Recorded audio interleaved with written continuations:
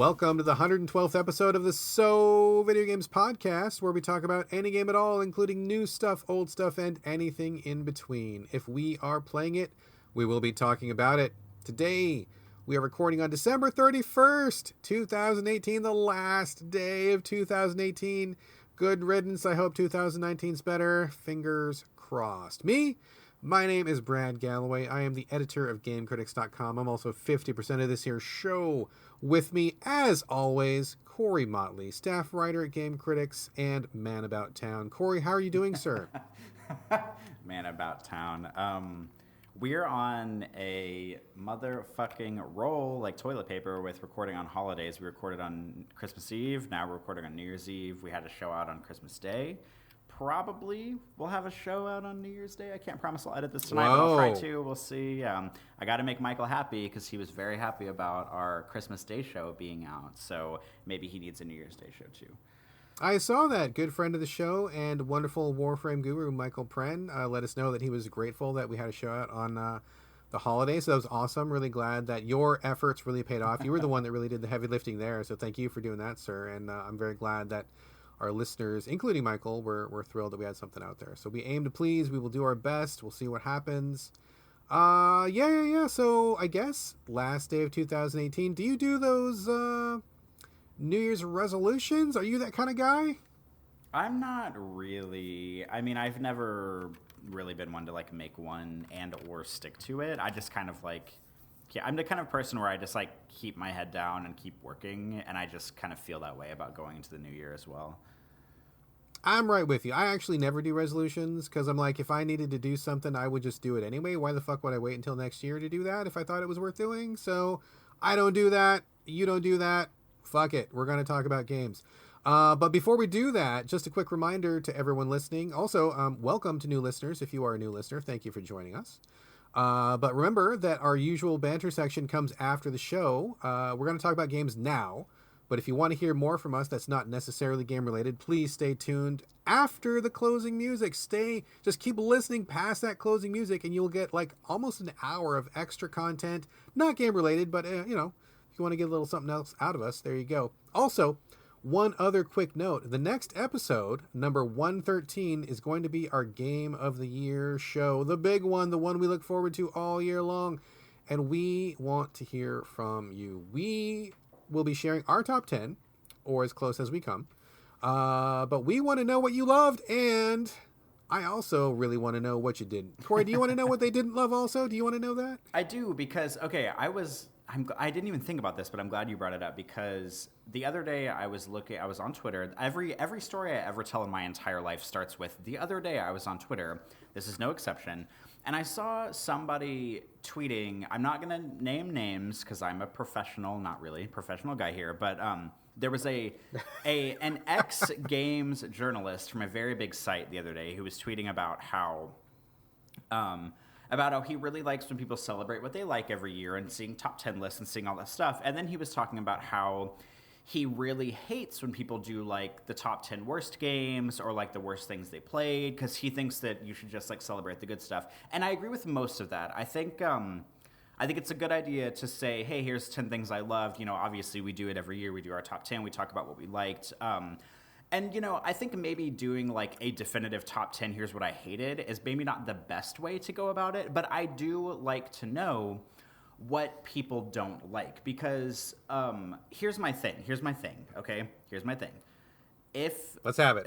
This is why, okay, so I understand that there's an idea that like we only want to spread positivity and we only want to talk about the good stuff and we only want to talk about what we loved and everything. And if you talk about stuff you didn't like, you're just kind of like, there's this idea that you're like being a downer and you're being critical and you're spreading negativity and blah, blah, blah and all this stuff. And I get it. I totally get people who only want to hear about the things they love and they only want to be celebrating good things. But here is what I don't like about only doing that. You get in situations, and you and I have both been in plenty of these situations, where you hear every single person on the planet say, here's video game X. Everybody loved it. It's everybody's game of the year. And then whenever you get around to playing it, you don't like it. And then, the two I can think to that come to my mind immediately, God of War and Nier Automata. I God of War was fine. Nier Automata, I hated. Every person on the fucking planet loved Nier Automata.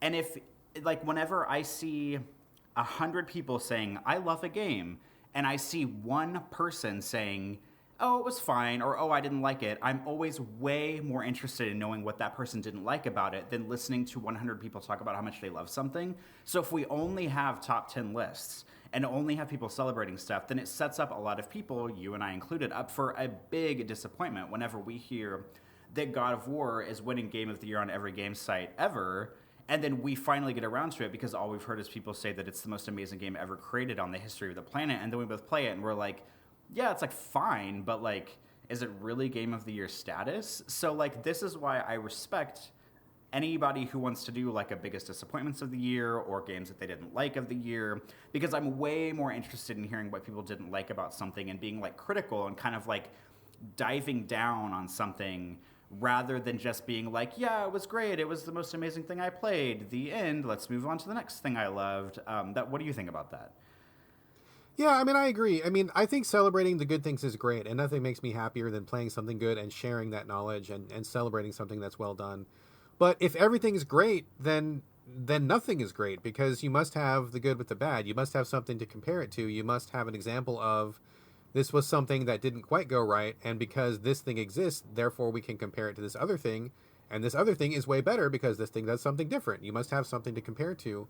And I mean, the basis of criticism is to help people get better, or to, you know, show where something falls short so that it can be better in the future. It's not like we're here to tear people down. Or, I mean, I know games take a lot of time and effort.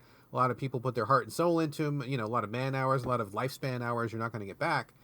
So it's not like we're trying to crab anybody down, but I mean, the simple fact is some things are good, some things are bad, and it's fine to talk about both. Life includes both things. Life isn't just one fucking giant rainbow shooting out of your ass from the time you're born until the time you die. I mean, there's ups and downs, there's positives and negatives, and I think we just have to really acknowledge those things, you know. And I think there's nothing wrong with that at all. So we're not going to do like a top 10 worst games or anything like that, and you know, we're not gonna spend very much time on the Game of the Year show hating on things. And I don't think that we hate in general. I think we're just very honest, and I think if most people were going to be really honest, I think a lot of people dislike just as many things as we dislike. They just don't talk about it. So what we're going to do, folks, we're going to share our top 10.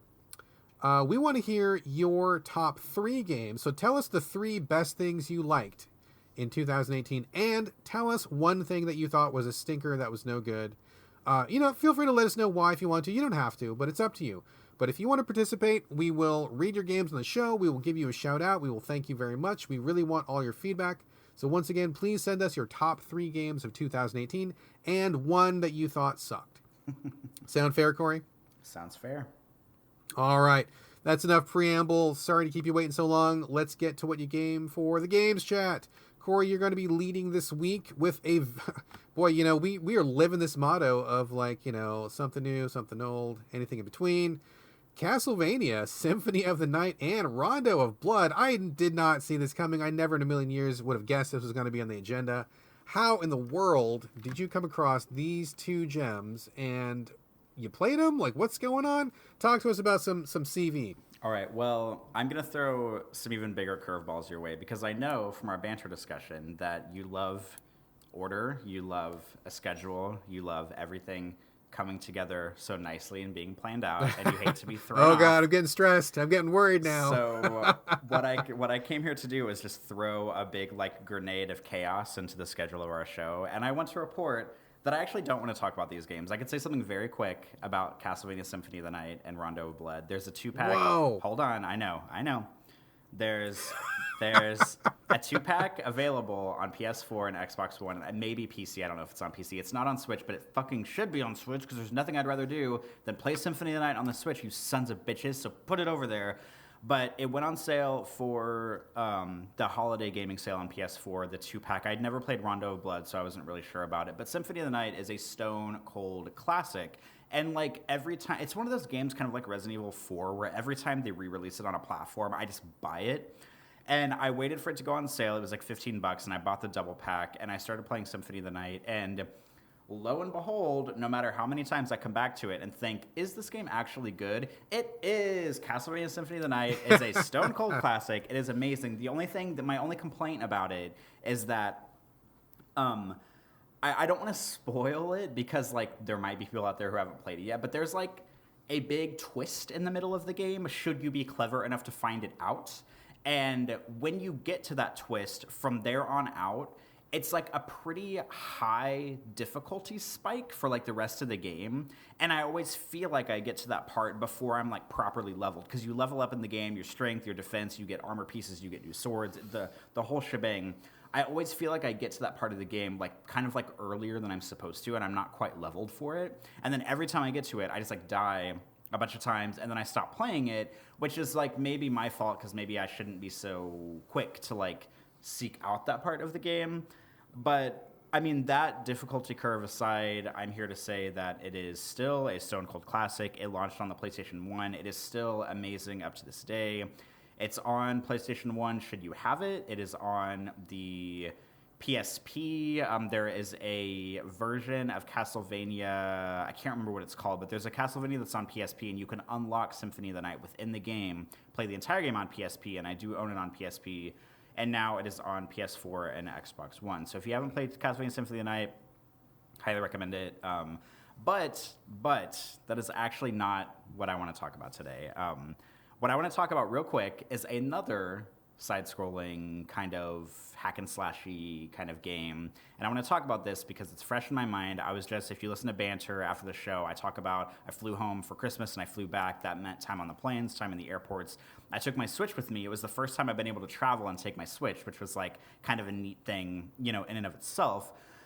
Well, I got a game from GameFly last week that I tested on the Switch while I was on the plane and I was in the airport and I was at home with my mom at my mom's house and everything. I played for the first time, which is a game that I've had my eye on. Brad, I think you've played it, so we can discuss this a little bit. I played Salt and Sanctuary for the first time. Oh, God. Okay. And wow. I know. I'm surprised. Curveballs. I am so okay. So not only are we completely going off script on the very first segment, which is in itself a giant curveball, but that's totally fine. I'm going to take a page from your book and I'm just going to roll with it.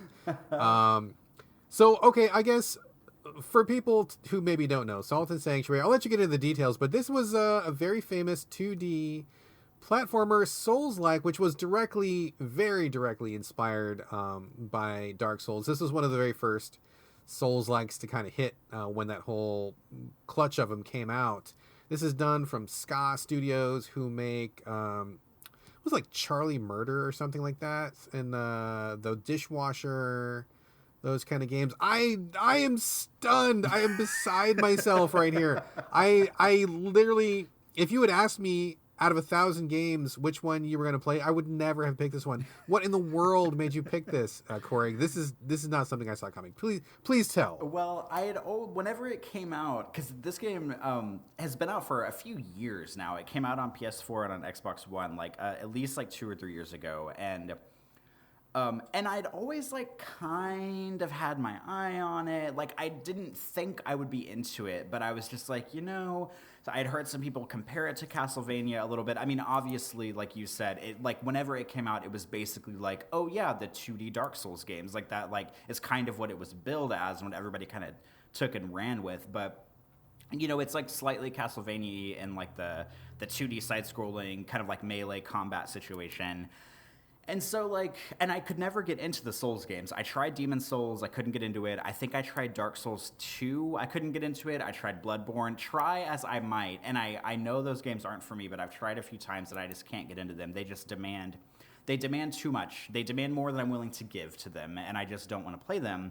So I thought, okay, maybe I'll try the next best thing. I don't know if this is the next best thing, but Salt and Sanctuary. And the real thing here is that I didn't have anything on my GameFly list. I literally had nothing on my GameFly queue, so I just scrolled through the Switch games and looked for stuff that had been coming out on Switch, because stuff has been getting ported to Switch left and right from a couple years ago, and this is a perfect example.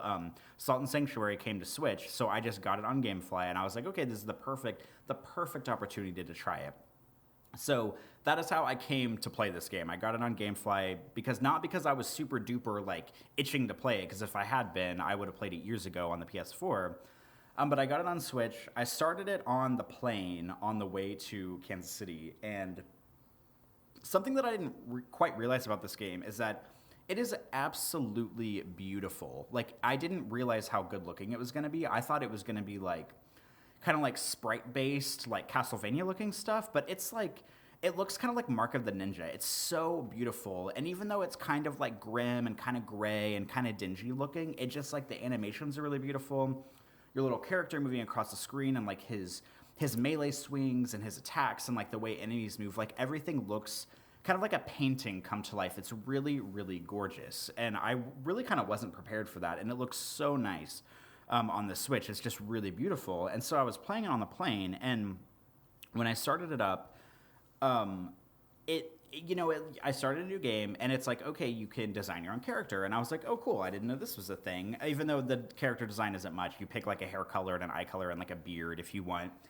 And then you get to choose your class. And this is when the first alarm bell started going off, whenever it asks you to pick the class. And I know that people who play the Souls games or any game that has these class systems is familiar with this kind of stuff, but I'm not. So it's like, you have like the soldier class and the thief class and the, I don't know, whatever. Like, there's like 6 or 7 of them. I have no clue what they do. The game does not tell you what they do. It's just like, pick a class. And whenever you hover over one, it kind of shows what your character model will look like in that class, whether it's like, they have like a big sword or like 2 small swords or a shield and a sword or something, and they have like different kinds of armor. But the game, to my knowledge, did not tell me what each class meant. So I think I chose the thief class, and I really don't have any justification behind that. Maybe the character model looked cool.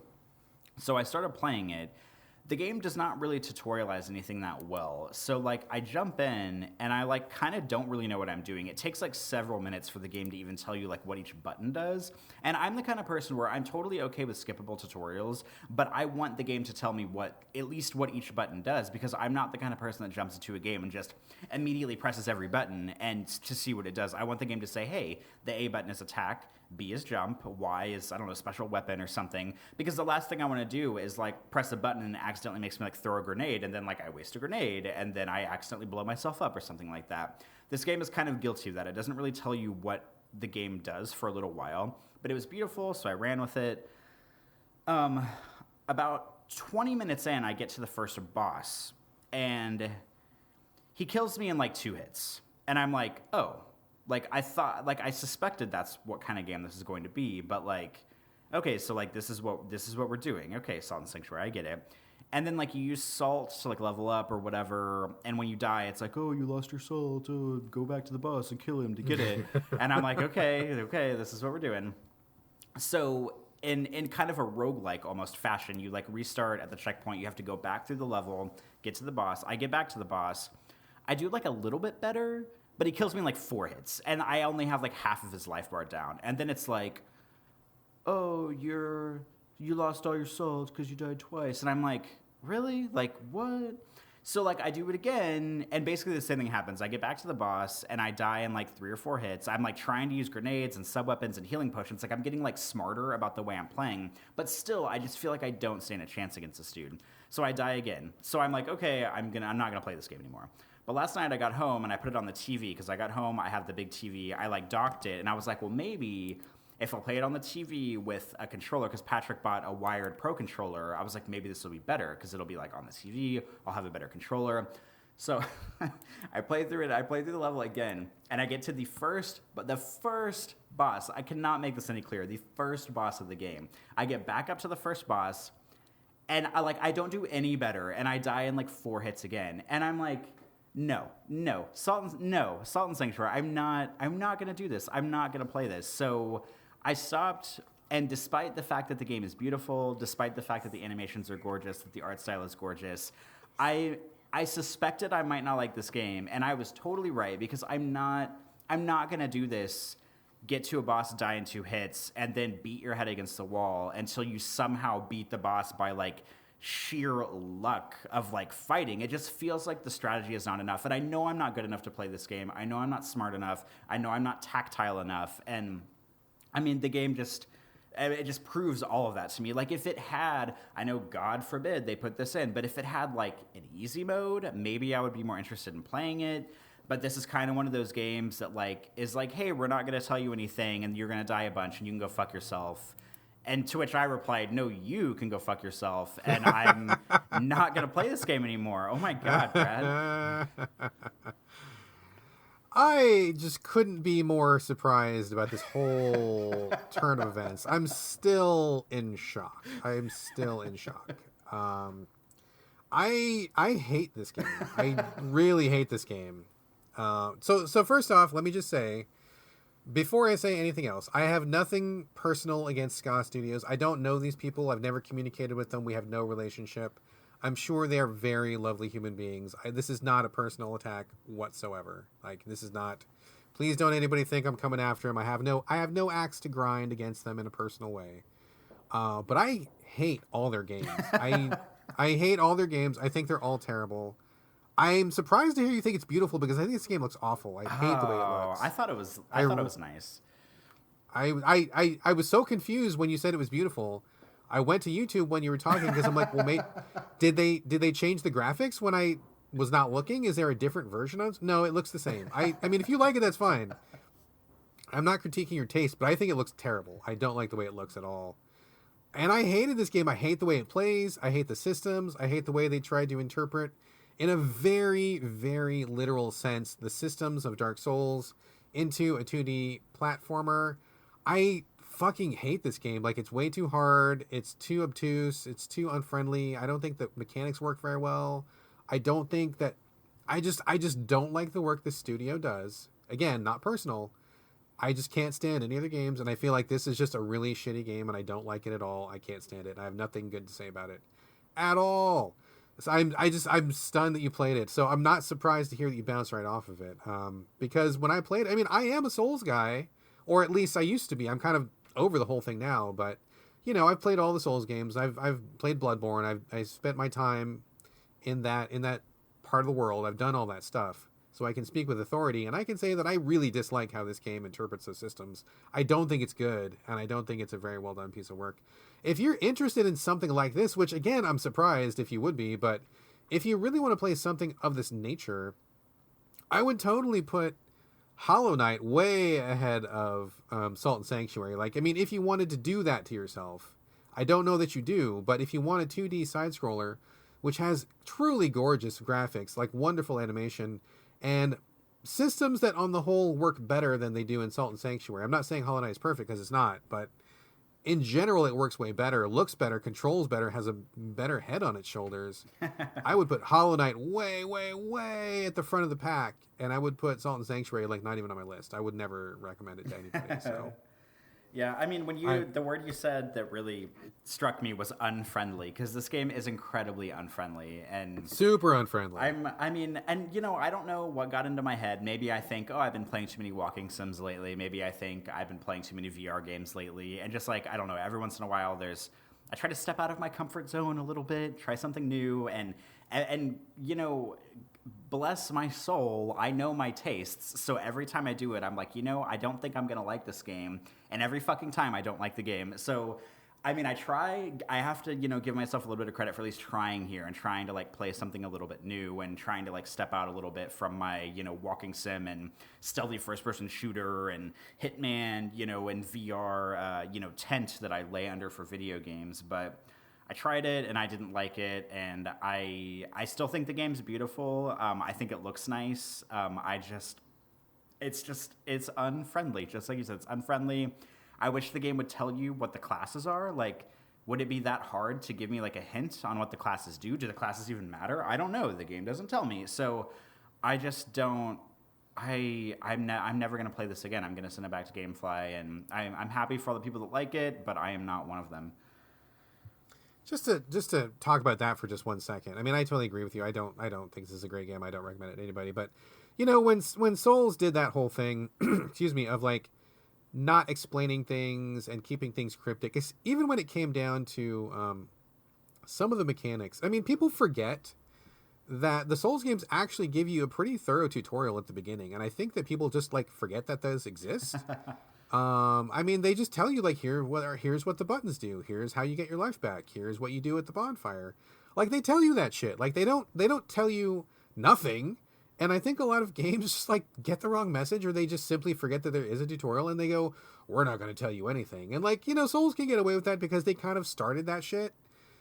Even before Souls, they started that shit with like Kingsfield and all that stuff back in the day, so they kind of own that, and that's fine. But when other people come down the pike afterwards and they try to like bite on that, I'm like, man, don't. Like, it doesn't work for you. You just seem like a fucking pissant when you do it because you're copying something that somebody else did and you're not doing it as well, and you're not even doing it in the right way. So it's like, it's really irritating to me when people try to copy the form of a Souls game and they don't get it right. And I mean, honestly, to be fucking honest with you, I think even towards the end of its life, I think Souls kind of forgot what it was doing. Like it didn't stay good all the way through. So it's not like that series is perfect. I'm not saying that in any sense, but like, I don't know, man. Just don't copy shit. Just, monkey see, monkey do is kind of how I feel like a lot of developers are taking those lessons, and it just doesn't fucking work. So anyway, I have zero affection for that game. I don't recommend it. If you want to try Hollow Knight, I think it'll be an overall better experience than what you found in Salt and Sanctuary, although it will still be intensely Souls-like, and it is still fairly unfriendly on a certain level, but I think it's a better experience. So maybe chew on that if you want to. If you never try Hollow Knight, that's totally fine. I wouldn't blame you at all. I don't think I would even recommend it to you, except for you said this, and now I think you need to play something better. But yeah, I don't know, man. I don't know. So, okay, any final thoughts, or should we move on? I could never be happier to move on from a game, so let's move on. Okay, cool. I just want to do a really quick check-in on Subnautica. We talked about it last episode. I was over the moon about it, and I really, really, really wanted to finish it before this show because I wanted to do a wrap-up and just say, hey, I rolled credits, and it was great all the way through. Unfortunately, I did hit a problem in the late game that I felt was necessary. Now, I still like the game. I didn't do a 180 on it. I still think this game is amazing. Literally the first 25 hours, awesome all the way through. Just enjoyed every minute of it. I thought it was great. Love the systems, love the graphics.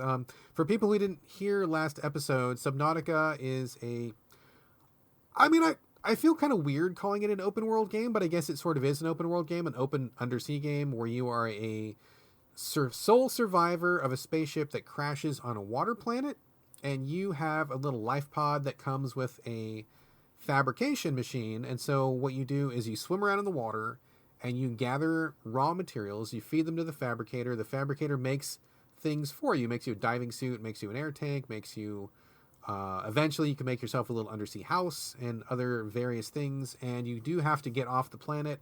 There is a story, there is twists in the narrative, there's certain things that happen. It's not just a Minecraft game. It's like there is a campaign to it, and there's elements to it. It's a wonderful, wonderful experience. I loved everything about it when I talked about it on the show last time. I still love it.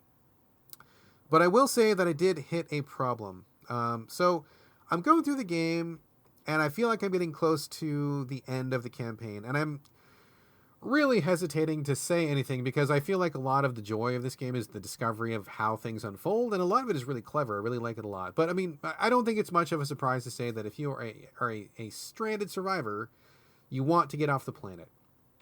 You need to find a way to get off the planet. You will eventually figure out how to get off the planet, but you can't do it right away. Like, there's a couple steps before that, and then once you figure out what you got to do, you execute, and then eventually you'll get yourself off the planet.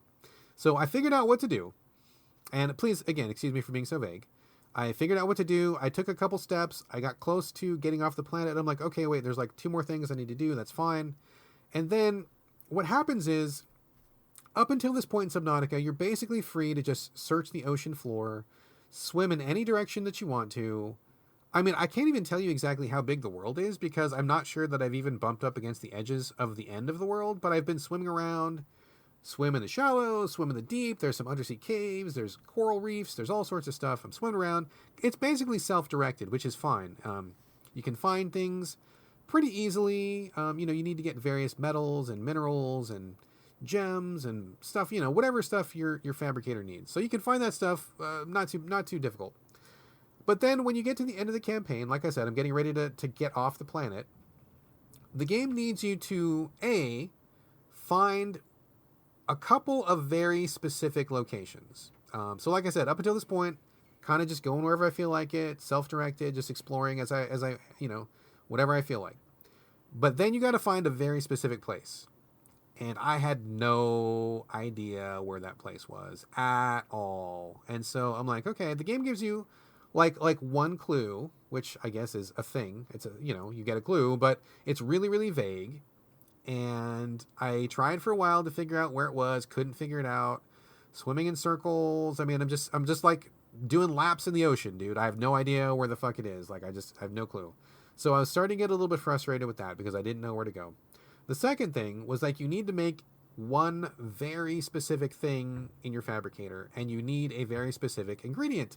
Again, had no fucking clue where it was, because up until this point, I'm just collecting things as I go, finding a wealth of things in the bottom of the sea, no problem. Had plenty of surplus back in my base. But then you need this one thing.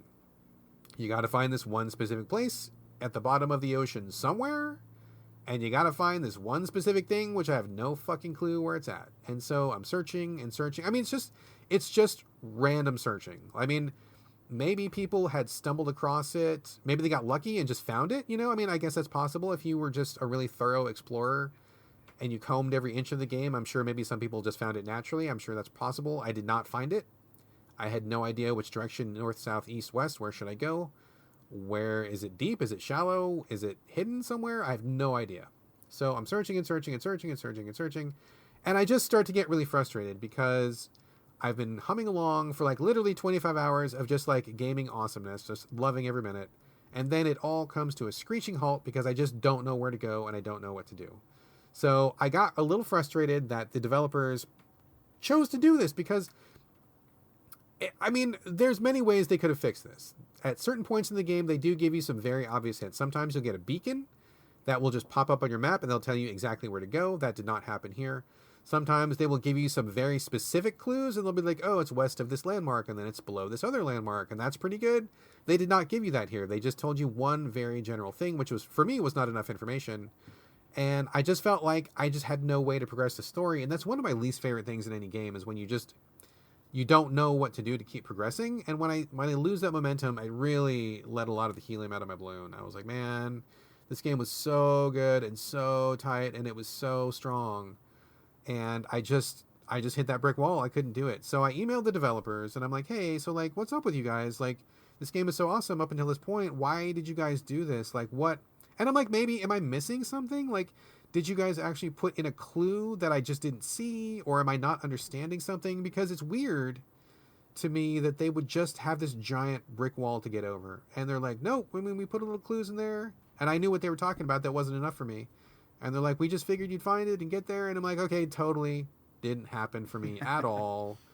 I think you guys are kind of like overestimating how easy this is to find because I no clue, zero clue. So I hated to do it, but I jumped on YouTube because I needed to find out where this thing was because I want to finish this game. I enjoy this game. I think this game is great, dude. Even despite this brick wall, I still think this game is great and I love it and I really want to finish it. I'm disappointed. I definitely am disappointed because I don't like going to YouTube. Takes away from the game for me if I have to, but I have to. And this game has been through so many revisions. I think it's like in its third or fourth year of early access. I mean, it's a full release now, but it's been in early access for like 3 or 4 years. It's been through so many versions that like half the videos on YouTube are not accurate anymore. So like I go to look at them. That. Yeah, like one of them's from like the original build. That's totally not applicable. One of them is from before the game even had a campaign. So that's not applicable. One of them is showing me a location and I go there and it's totally not there. So that's not applicable. When this other guy told me to do this one thing and I did that thing and it totally didn't work. And I'm like, Jesus Christ, what is it going to take for me to finish this fucking game? I love this game, but I'm starting to like love this game less because I'm getting super, super frustrated. So that's where I left it. I got to that point of frustration and life got busy. The holidays happened, family happened, Christmas happened, and I just haven't really been able to get back to it yet. So I was really wishing that I could say that I finished it and I had a great time all the way through. And I do. I mean, I'm not bashing this game. I love this game. I think this game is like 90% awesome. But this late game thing was a real disappointment. I'm really disappointed, and it really did take a lot of the shine off it for me. So I need to keep doing some more trawling on YouTube. I got to find somebody who has covered the most recent version, and then hopefully they can help me find what I'm looking for because I'm just really hopelessly lost and being hopelessly lost is one of my least favorite things in any game ever. So a little bit of a sour cherry at the end of Subnautica, but I still like it a lot. Still gonna finish it. Still think it's great. I kind of question their choices at the end, and I think they maybe should have been a little bit more specific about where you need to go and where you get that thing that you need. So that's kind of where I left it. I still haven't. I downloaded this game true to my word after our last show because it was free on the Epic Store. I still haven't tried it yet, but I still want to try it. And I mean, considering our Game of the Year show is going to be in a week, I'm not sure if I'll have time to like play all of it in a week. But if I get down with it as much as you did, I would like to see if maybe the stuff is like, if either I fall where you do on it, where like I like it, and then I get to a point where I'm like, well, I don't know what to do. I don't know where to find this thing, or if I'm like, oh, of course, this thing is over here, and then I just like, because sometimes things just work out differently for people, especially in games like this, where you're free to explore wherever you want to explore. So I mean, I really just need to like shut up and like start playing the game. That I'll play it, and that if I enjoyed it much, to play it for like 20 to 30 hours or what have you to get toward the end, to see how it kind of shakes out for me. You should play it. I mean, even if you don't get down with it all the way, I think the first couple of hours will be just like really magical and awesome. I mean, I'm only imagining what it would be like in VR. I mean, I think it's great flat. So I can only imagine that if you felt like you were underwater swimming around in the coral reefs and stuff, it would be tremendous. I mean, like I said, the first 25 hours, golden, dude, golden. I loved every minute of it. No problem at all. Like just swimming along, doing things and building my base and being happy and, just good times, dude. Good times. It's only like this very, very 11th hour. I mean, it almost feels like, I don't know. It kind of feels like a skill check or something. Almost like the developers like, hey, were you paying attention for the last 20 hours? Or maybe, there's not really any combat in this game, but it almost feels like the equivalent of like a quote unquote, like a boss level where it's like, can you find this thing? Can you make this thing? If you can't, well, this is your boss battle. But I mean, there's no real boss battle. I mean, there's no fighting or anything. So it kind of feels like they wanted to give you that last little boss fight flavor before they let you go, which I think was kind of a bad idea. So check it out. I mean, and of course, like you said, I mean, you could swim in one particular direction that I never did. Maybe you would find the thing that I never found. Maybe you would get there. Who knows? I mean, clearly people have finished the game. It's not impossible. Maybe I've just got bad luck. I mean, who knows what, dude? But I mean, for something that's required, I feel like they should be more specific because that's what you have to do to finish the game. I mean, there's a bunch of optional stuff that you don't need to find, and if you find it or you don't, no big deal. I don't really care about that. There's a bunch of things that I can't make because I haven't found the blueprints. I don't care because it's not required, not a big deal. But if it's about rolling credits, if it's about getting you to the end and it is something that you have to do, I feel like that should be surfaced a little bit more. So get into it, play it for a couple hours, see what you think. I mean, even if you don't like it, I think that you'll be impressed by just the underwater aspect of it. But I do still think this is a great game. I don't like this particular bit at the very end, but otherwise great. I'm still loving on it. So I will finish it after we get done with the podcast and I get done with some stuff today. I'm going to really focus hard tonight and tomorrow, and I really want to get it knocked out. So we'll see what happens. So that's all I have to say on Subnautica. Now, Corey, on the script, we had like question mark slotted. Did you throw your curveball already, or do you have a second curveball in store for me? I have double curveballs. Double curveballs! Holy shit! Okay, all right. Folks, I have literally no idea what Corey's going to talk about. Question marks on the script, literally. Corey Motley, what is your second curveball? You're going to be. I think you're going to be really pleased about this too, because we'll be able to discuss this a little bit. So, courtesy of also traveling and also having my Switch and also being able to play other games on the road or I guess in the air, not so much on the road, and stuff. There's also another Switch game that I tried. This is kind of an early impressions kind of deal, but I tried a game that I believe you are very fond of. I've spent a couple of hours with the Count Lucanor on Switch. Oh, I love the Count Lucanor. Oh my goodness. Okay, I'm not going to say anything. Why don't you give us the setup and then just tell us what you think and then we'll get into it. Okay, so the Count Lucanor, correct me if I'm wrong at the end of any of this preface, is it's set up kind of pixel based, if you will, kind of retro looking graphics. Looks Looks and controls similar to like Zelda, like an old school Zelda, kind of same camera angle, same sort of like movement patterns, kind of left, right, up and down over the world. And you play as a 10-year-old boy named Hans, and he, on his 10th birthday, and this takes place like, I don't know, like olden times, if you will, kind of like a very fairy tale like setting. And on his 10th birthday, he decides that he is a grown-ass man, and he's going to move out of his house. I love that shit. It is so good. So he like gets in like a little argument with his mom, and he's like, "I'm 10 years old. I want to go on adventures. I want to move out." And to be to describe it a little bit, like it's one of those games where like you read the text at the bottom, and it has like a picture of the person on the left or right hand side, and then you like read the text. So it's not like all out voice acting and everything. And so his mom is like, okay, I don't want you to do this, but, there's not really anything I can do to stop you. Like, here's a few coins to take on your journey. Like, have fun, basically. Maybe she's a smart mom thinking that he's going to, like, take it back and come back home after 2 hours after being scared in the wilderness. I'm not sure. So you take control of him and you go on your adventure, and you kind of, like, walk through the world, and before long you stumble upon a castle. I guess it's a castle. And there's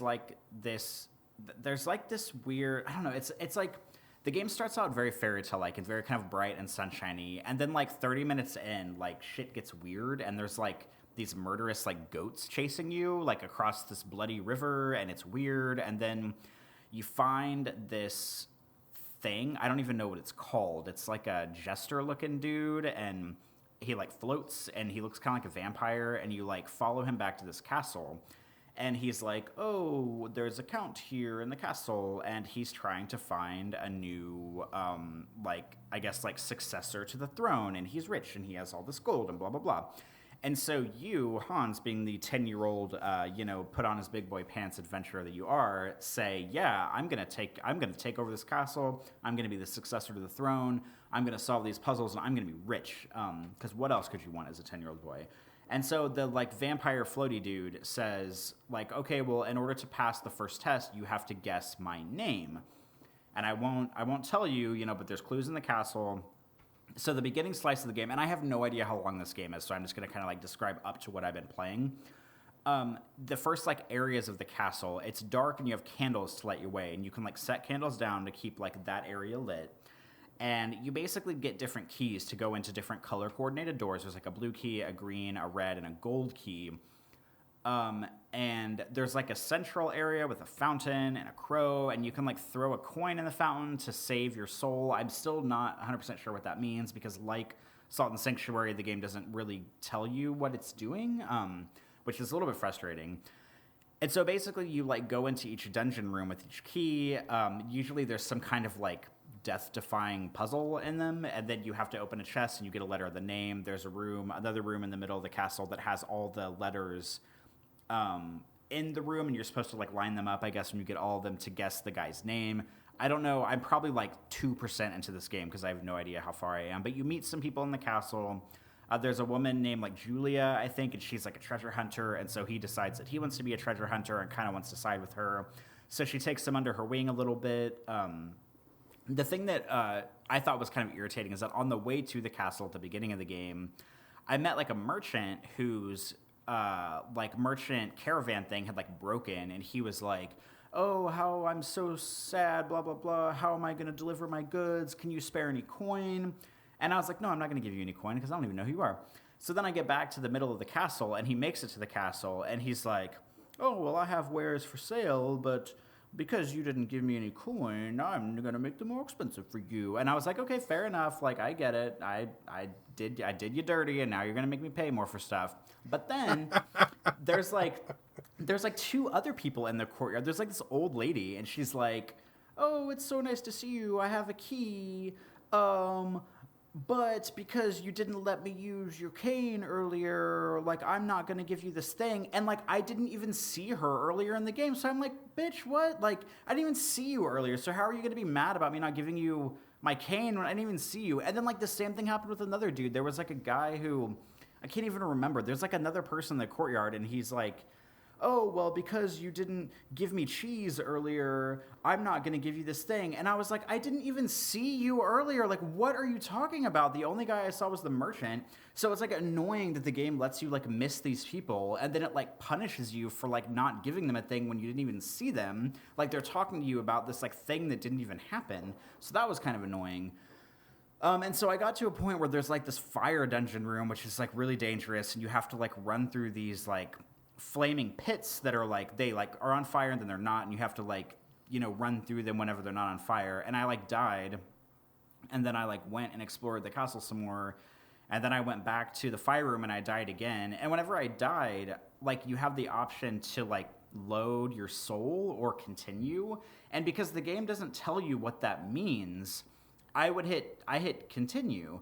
And so I hit continue, and I lost like 30 minutes of progress. And I guess if you do like the save soul one or whatever, or like the load soul, it maybe like respawns you right there or something. If the game were more transparent, I would feel better about this. But I hit continue, and I lost like 30 minutes of progress. And I was like, okay, I'm going to turn this off, because like I was like not cool with like losing that much progress. And if the game like told you what it meant instead of being cryptic, I'd feel a little bit better about it. But it might sound like I'm super down on this game, and I'm like a little bit down on the game, but it's like one of those games that there's just like really like weird stuff going on. And I remember you talking about this whenever you brought it up a while ago, about how there's just like, it's like a night, like it kind of, the game kind of like dives into like this weird like nightmare unsettling territory. And like there's one room in particular where you walk in, and usually in the room there's like two chests, and one has like the letter for the name, and one has like a piece of cheese or bread or something. But you walk in one room and there's like 50 chests in it. I'm trying to figure out which one is the right one to open, and I like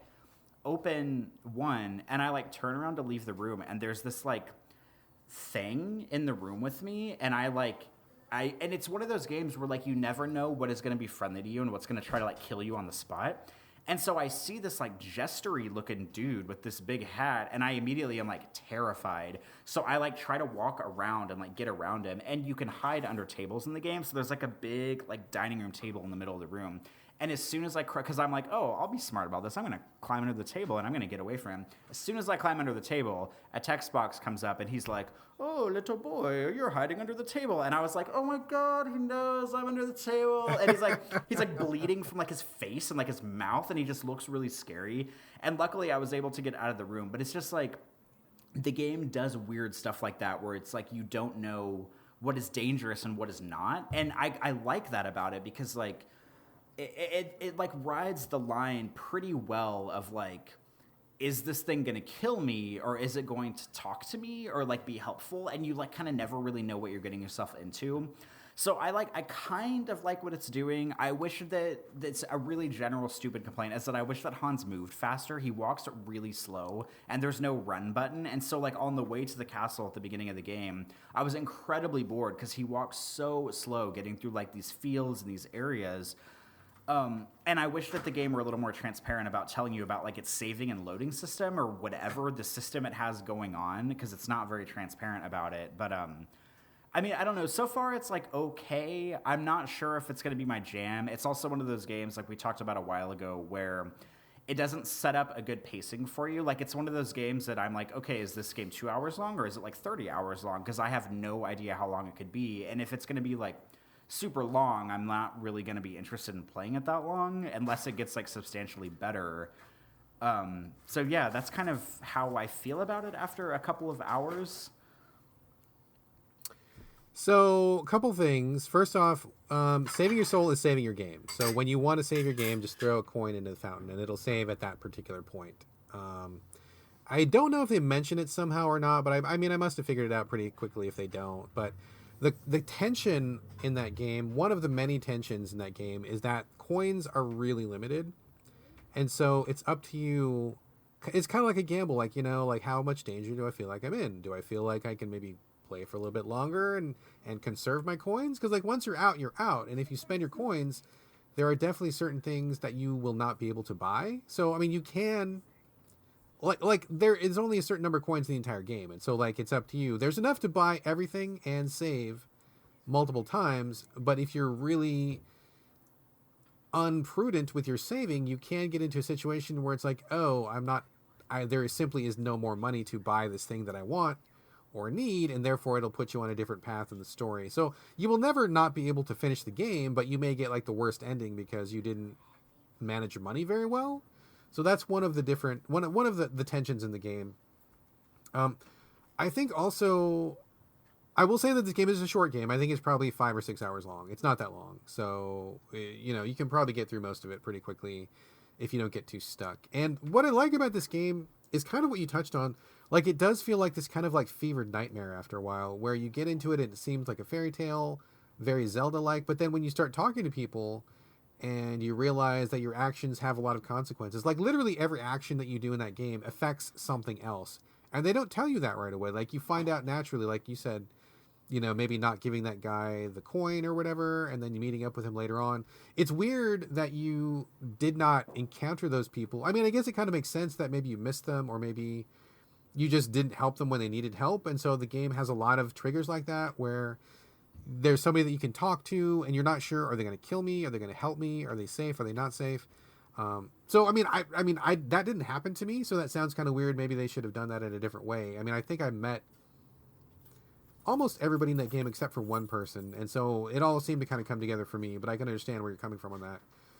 But, you know, like, who you choose to help, what you choose to do, who you choose to kill or not kill, what you choose to steal or not steal, et cetera, et cetera. Like, everything in that game connects to everything else, and even if it doesn't seem like it at first, or even it seems like it's like a no big deal, this couldn't possibly be very significant, like, everything in that game is significant.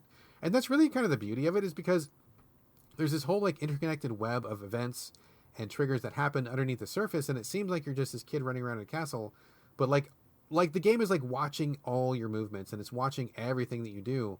And when you get to the end and you realize, oh my god, I didn't realize like that thing that I did, holy shit, that came back, and oh my god, you know, like, it has dozens of those moments, which I really, really like. So I like that a lot. It's way more complicated and sophisticated than it seems. And you just won't know until you get to the end. I mean, I didn't know myself either until I got there, and I'm like, wow, I was really, really impressed. But also, I just really like the darkness of this game. This game is dark. It's really dark. It seems like light and fun. This little boy, Hans. I mean, who doesn't like a Hans, you know? But like, shit gets bloody, and people die, and there's gore, and there's killing, and there's all sorts of just like really dark stuff that happens. And I mean, it depends on what you do. I mean, there's multiple endings, there's multiple ways to go through the game, and for such a small game, it seems like there couldn't possibly be that much to it, but there really is that much to it. I mean, I can think of at least 3 or 4 different endings and 3 or 4 different ways it could go, and what you see and what you do is just so, oh man, it runs the gamut. It goes from happily ever after to, oh my god, I can't believe this ended like this. I'm just really super depressed. I need to have a little drink after this. I mean, it really depends. I mean, it's such a wonderful little package, and I get what you're saying about it doesn't surface everything to you, and I felt the exact same way. But it is much friendlier than Salt and Sanctuary is. Like, I think it's not nearly out for your ass in the same way that Salt and Sanctuary is, and there's really not a lot to it once you get a few things down. But like, I think it's just so impressive to me that in something so small, every aspect of it, every crumb in that game is absolutely significant, and I found that to be really marvelous.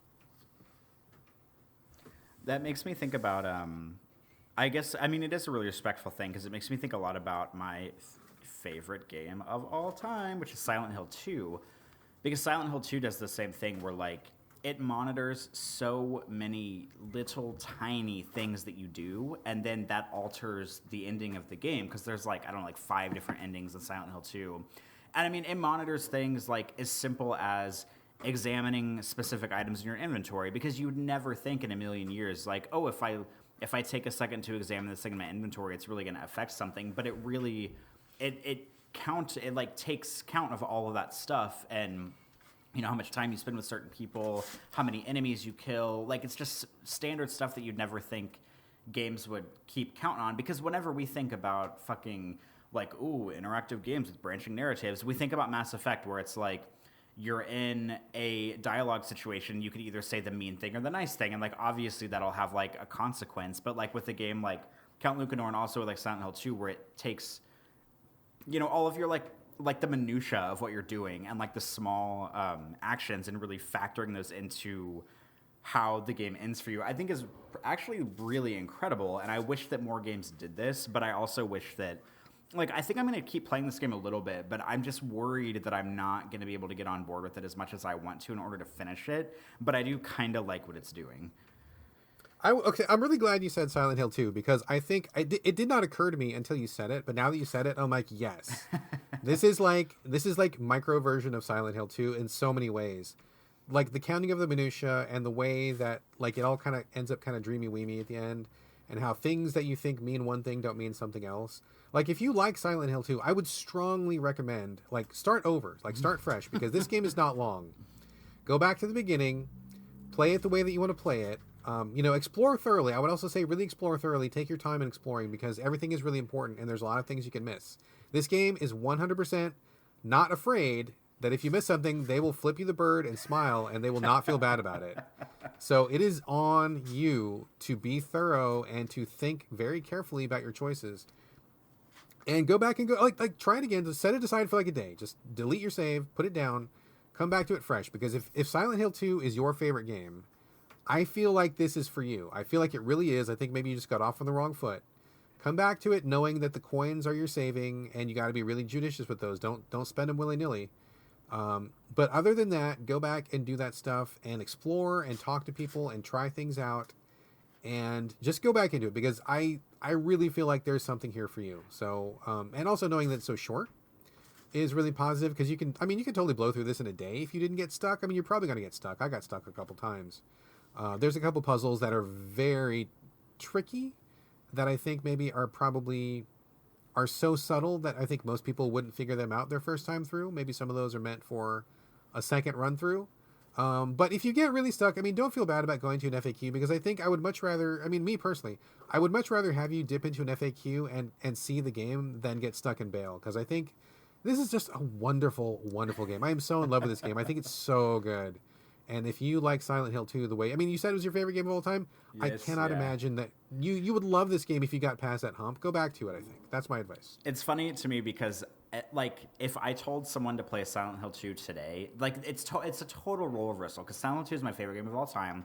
And if I told someone who had never played it, like, you have to play it today, I could 1,000% see them coming to me and saying the exact same things to me that I'm saying to you about the Count Lucanor, and then just being like, and then me saying the same thing that you're saying to me, just saying like, yeah, it's kind of slow, yeah, sometimes it's obtuse, but just like stick with it and it'll really pay off. So like, it's making me really trust you on this, and it makes me want to go back and play it more because like, Silent Hill 2 is kind of obtuse and it's kind of hard to get into and it's kind of slow here and there and it's kind of awkward and it's kind of weird, but like, I mean, what else can I say other than it's my favorite game of all time? I think the way it wraps itself up is incredibly powerful. It's one of the very few games that I have cried a lot, like, upon finishing because everything about just the way everything wraps up in it is incredibly depressing, but in, like, a weird, like, good way, like, in a way that I like. So it makes me, maybe I'll just, start over in Count Lucanor and just know what I know now and just start fresh and try it all over again. You know me, man. I almost never tell you to stick with something. Like, I am the first person to say, if you're not having fun, bail. Like, I say that, like, every show. And I practice that myself. Like, I'm not a guy who says, stick with it till the end just because games or because gamers or whatever. Like, I don't say that. But this is a game that I feel like is worth it, especially for you. Like, knowing what I know about you, knowing what your favorite game is, knowing how you play, totally go back to it. Like, stick with it. I feel like you will get there. I'm not going to say you're going to cry. I don't think you'll cry. But this game gets so dark and so creepy and so twisted, and it has so much to it that you don't think is there. It does not seem like this little tiny indie game has this under the hood, but it does. It really does. Delete your save, put it aside for a day, come back to it, hit an FAQ if you get stuck. Just get through the game, and I bet you will be glad you did. Okay, I might reserve this for post Game of the Year stuff because I have some stuff I want to finish up, but I promise you I'll come back to it and then hopefully finish it. And I'm the first one to say too, I'm totally not afraid to hit up a YouTube video or an online guide or something if I get stuck somewhere, especially if it's a game that I'm kind of frustrated with. So I take that advice and I will come back to it, and we can circle back and do like a big old spoiler discussion later on. That would be fantastic. I would put cash money that if you get over that hump, I bet you will fall in love with this game just like I have. We'll see. We'll come back, but let's move on right now. We've got 2 more games to get through. I am bringing up a short game on the Switch. I don't know if you've heard of it or not. It's been on sale a couple times. I picked it up in the gigantic orgy of Switch games that I picked up. Oh, they had a pretty incredible holiday sale. Did you dip in on any games in the holiday sale? The Count Lucanor. There was shit that was on sale for like 50 cents, $1, $1.50, $2. I was like, oh my God, like there's so many of my games that I was waiting to go on sale. They were like pennies, dude. I was like, holy shit. I mean, I think I bought maybe like at least 10 or 12 games on sale, and I did not even pay barely any money. I was so shocked. I mean, of course, if you're listening to this now, way too late. Holiday sale's over. Sorry about that. But boy, the Switch. I mean, I know Nintendo doesn't budge a penny on their fucking first-person titles, which sucks. But wow, dude, they are not afraid to drop a sale on a brother on these fucking... Man, some of these indies are so cheap. I was just so pleased to hear that. So I dipped deeply, deeply on the holiday sale stuff. One of those was a Case of Distrust. Have you ever heard of this, Corey? I have not. I've heard about it in certain circles. A few people that I know out on the fringe said that this was kind of their jam. So it kind of got on my radar. It is a text-based detective game where you play a female detective in, I mean, I want to say maybe like 1920s San Francisco. You take on a case for a guy who says that he's being blackmailed, but he is also a bootlegger during, I guess, Prohibition or something like that. And so you have to figure out who is blackmailing him, and, you know, detective stuff ensues. But it's a text adventure, which is interesting. I have no problem with text adventures. I enjoy them when they're done well. But this game also has a pretty neat visual component. I think the visual style is pretty cool, and that's kind of what got me won over in the first place. They do a lot of solid color backgrounds with like silhouette graphics where you're looking at something. It can almost be like a paper cutout almost, which is really cool and attractive looking. And they have some close-ups of people when you're talking to them where it's just like an outline of their face. And they don't have eyes, but they have like a mouth and hair. It's kind of hard to describe, but it's really vague. But at the same time, it really works. Like, I think it's a very attractive, cool looking style. Like it just is something that you want to check out. Like, it looks like it could be the cover of a very well done book, or it could be like a really artistic poster or something. Like, I think the visuals are strong, which is what I like. I like those very much. As far as the rest of it goes, I feel like it does not live up to the visuals, which was kind of disappointing.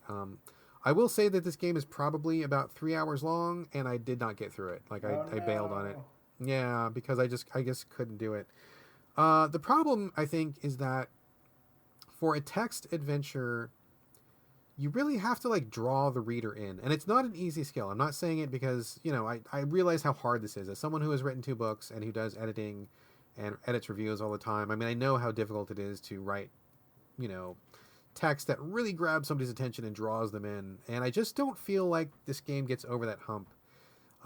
You don't really get a good sense of the detective. And I think that as a female detective in 1920 San Francisco, there's like probably a lot to chew on there. I mean, I think there's a lot of issues you could tackle, a lot of directions you could go with that. And they touch on it a little bit, but like it's, I mean, I got to be honest with you. For a while, I forgot she was even a woman. Like, I just didn't even realize. And so maybe it doesn't come up as often as it should. And when you're talking to people, it's okay, but like, you just don't really get a good sense of them. And you don't feel like, I mean, like, have you ever played Phoenix Wright for example, on 3DS? I'm very aware of it, but I've never played it.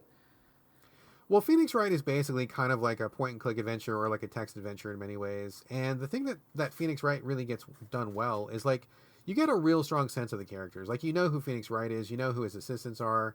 When you meet people who are suspects, they're quirky and they're funny, and you really just, you understand them really well, and you get a good feeling for who they are.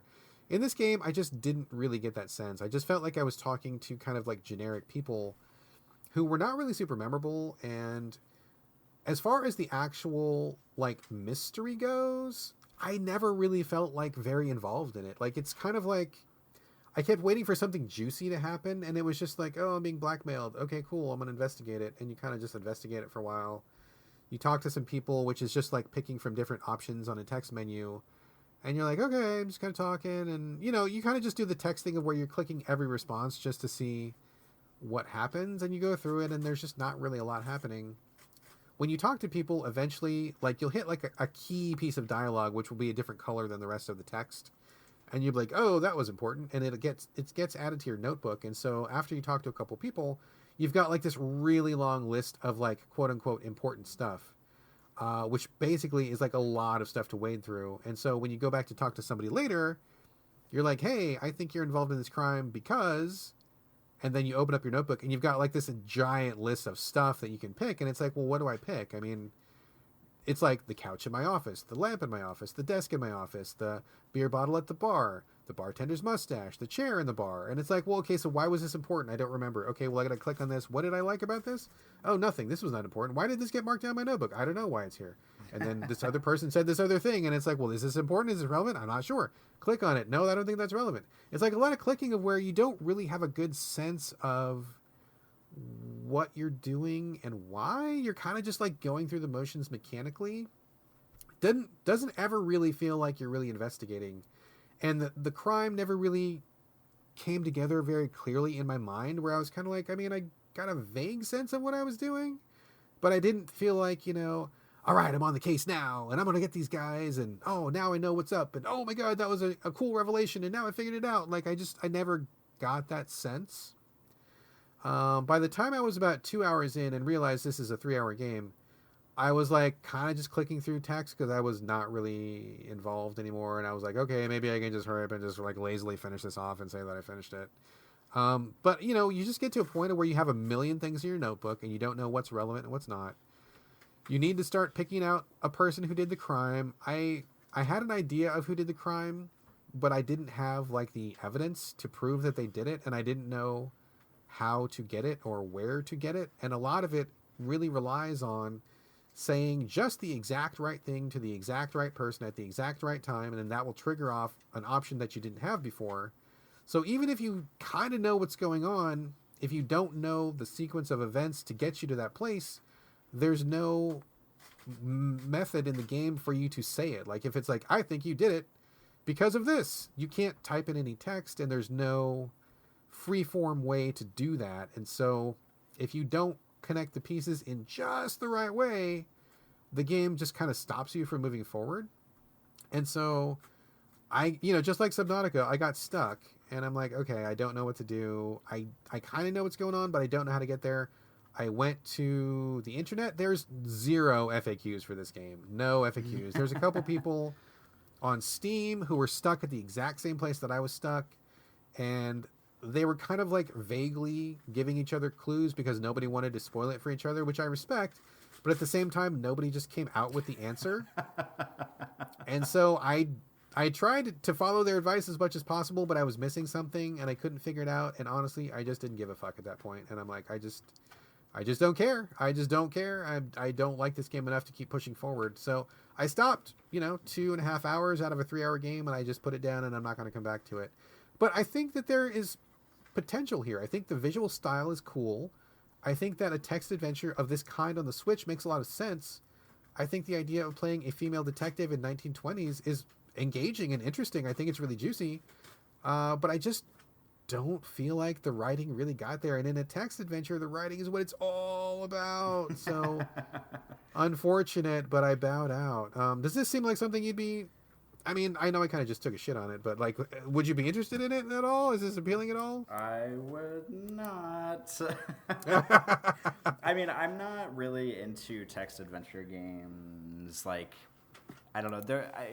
I respect the genre and all that, but there's got to be something more in it for me than just like reading a lot of text and like responding to things. Like, it's not enough for me. So I don't really like those games. I haven't happened upon a text adventure that I just like am so in love with that has like there's just got to be another element to it or something else going on. And I haven't played every like text adventure in the book, but the few that I've dabbled in, it's just not enough for me. So I'm not super interested in the genre as a whole. I don't blame you. I don't blame you. I kind of feel the same way, which is one reason why I thought Phoenix Wright was so successful, because there's so much of a visual element to it. and there's so many other things that you do in that game. And I was hoping that the visuals of this game, like if you get a minute, go take a look at some screenshots of this. I think you'll find it appealing. I think it looks very visually interesting. And I was hoping that would kind of like give it a little bit extra substance. And it kind of does, but it's not enough. And with the writing being kind of as soft as it is, it's just, I just, whenever I get to a place these days where I feel like I'm doing something just to do it for the sake of doing it rather than me actually enjoying it, I bow out. And so, yeah, I'm done with this. Unfortunately, not a winner. It seemed like it had potential, but hopefully these guys will try again, maybe pep up the writing a little bit, maybe put a little bit more visual flair on it, and I think they'd be onto something. But as of right now, I am going to leave the Case of Distrust unsolved. See what I did there? Was that clever? That was pretty good, right? I mean, I don't know if I'd call it clever, but the case of Distrust will remain closed for now. There you go. All right, one final game to move on to, and I've actually been very, very, very excited to talk about this with you, Corey. We're going to be talking about the game that no one knows how to pronounce. It's either Gris or it's Gris or Gris. I don't know how to pronounce it. I'm thinking it's probably Gris, since that is French for gray. Do you think that's probably a good guess? I mean, Gris would be French, but like Gris would be like Spanish. So, I mean, I don't know. That's a really good point, because these guys are Spanish, aren't they? Oh, are they? I think they might be Spanish. Maybe I'm wrong. Maybe they're French. I don't know. They're not from America, I don't think. Or maybe they are. Who knows? We don't do any research on this podcast, people. Can you tell? Anyway, this game, I'm going to go with Gris, since I think that's where I would put my money if I was a betting man. I'm going to go with Gris. This is from one of your favorite and mine, Devolver Digital, one of their latest releases. Just came out a couple weeks ago. It is a very, very art house title put out by a new developer who is largely made up of artists, like visual artists. Like I was reading up on these guys, and there are, of course, some game developers, or else this game would never get made, but many of them are not dev heads. Like, they are graphic artists, painters, illustrators, and so they got together to form, the studio, which has a different approach towards visuals. You play as a girl who I don't know what her name is, and she is in a place where I don't know where she is, and a lot of artistic things happen. I think we should probably put up a spoiler warning. What do you think, Corey? Yes, please. Okay, so this is your formal spoiler warning for Gris. I'm not sure that there's much to spoil. I mean, maybe some mechanical spoilers, perhaps. But this is your formal spoiler warning. We're going to get into Gris. We're going to talk about everything about this game from start to finish. It may be a short discussion. I don't know. But we will hold nothing back. So if you have not played Gris, I think probably a lot of the enjoyment is in experiencing this for yourself. If you plan to play it, don't listen to this. Save it. Come back to it later after you've played it. If you don't care, please listen. But this is your 100% big spoiler warning. If you are driving in a car, please push pause. If you're on a bike, hit pause on your whatever it is device you're listening to. This is your final section. I've delayed as long as I can possibly delay. Corey, spoiler warning is over. Why don't you tell us a little bit about Gris. I kind of touched on it a little bit there, but tell us a little bit more, and then we'll just kind of get into it. Gosh, okay, well, what is there to say here? You play as a sad girl running around and jumping? That's it. That's the game. That's the whole thing. You play as this, much like, I feel like we're going to come back to this on the show a lot in a weird way with Salt and Sanctuary and with the Unsolved Case Distrust game that you were talking about in this game. It's like an incredibly beautiful game. Like, when you're talking about, the people that are behind it being like artists and visual artists and stuff. I mean, that's kind of like the thing that's been carrying this game since it came out, is like, wow, look how beautiful it is. Like, it's so beautiful. It kind of has an art design.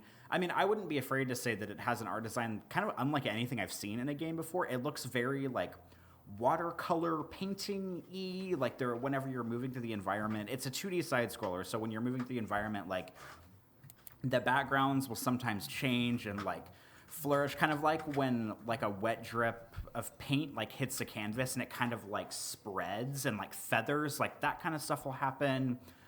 The character design for the girl is, I don't really like it, but it is, like, whimsical. Like, her face looks normal, and she has this kind of cool, like, bluish gray hair, but she wears this, like, triangle-shaped, like, cape thing, and then her arms and legs are just, like, these, like, little, like, paintbrush-looking things, and maybe that's a kind of like a, you know, a riff on the game being, like, looking kind of like it's painted, but her character design looks very strange to me, and it also kind of makes me uncomfortable because her arms and legs just look really strange in comparison to her face and her, like, poncho cape body thing.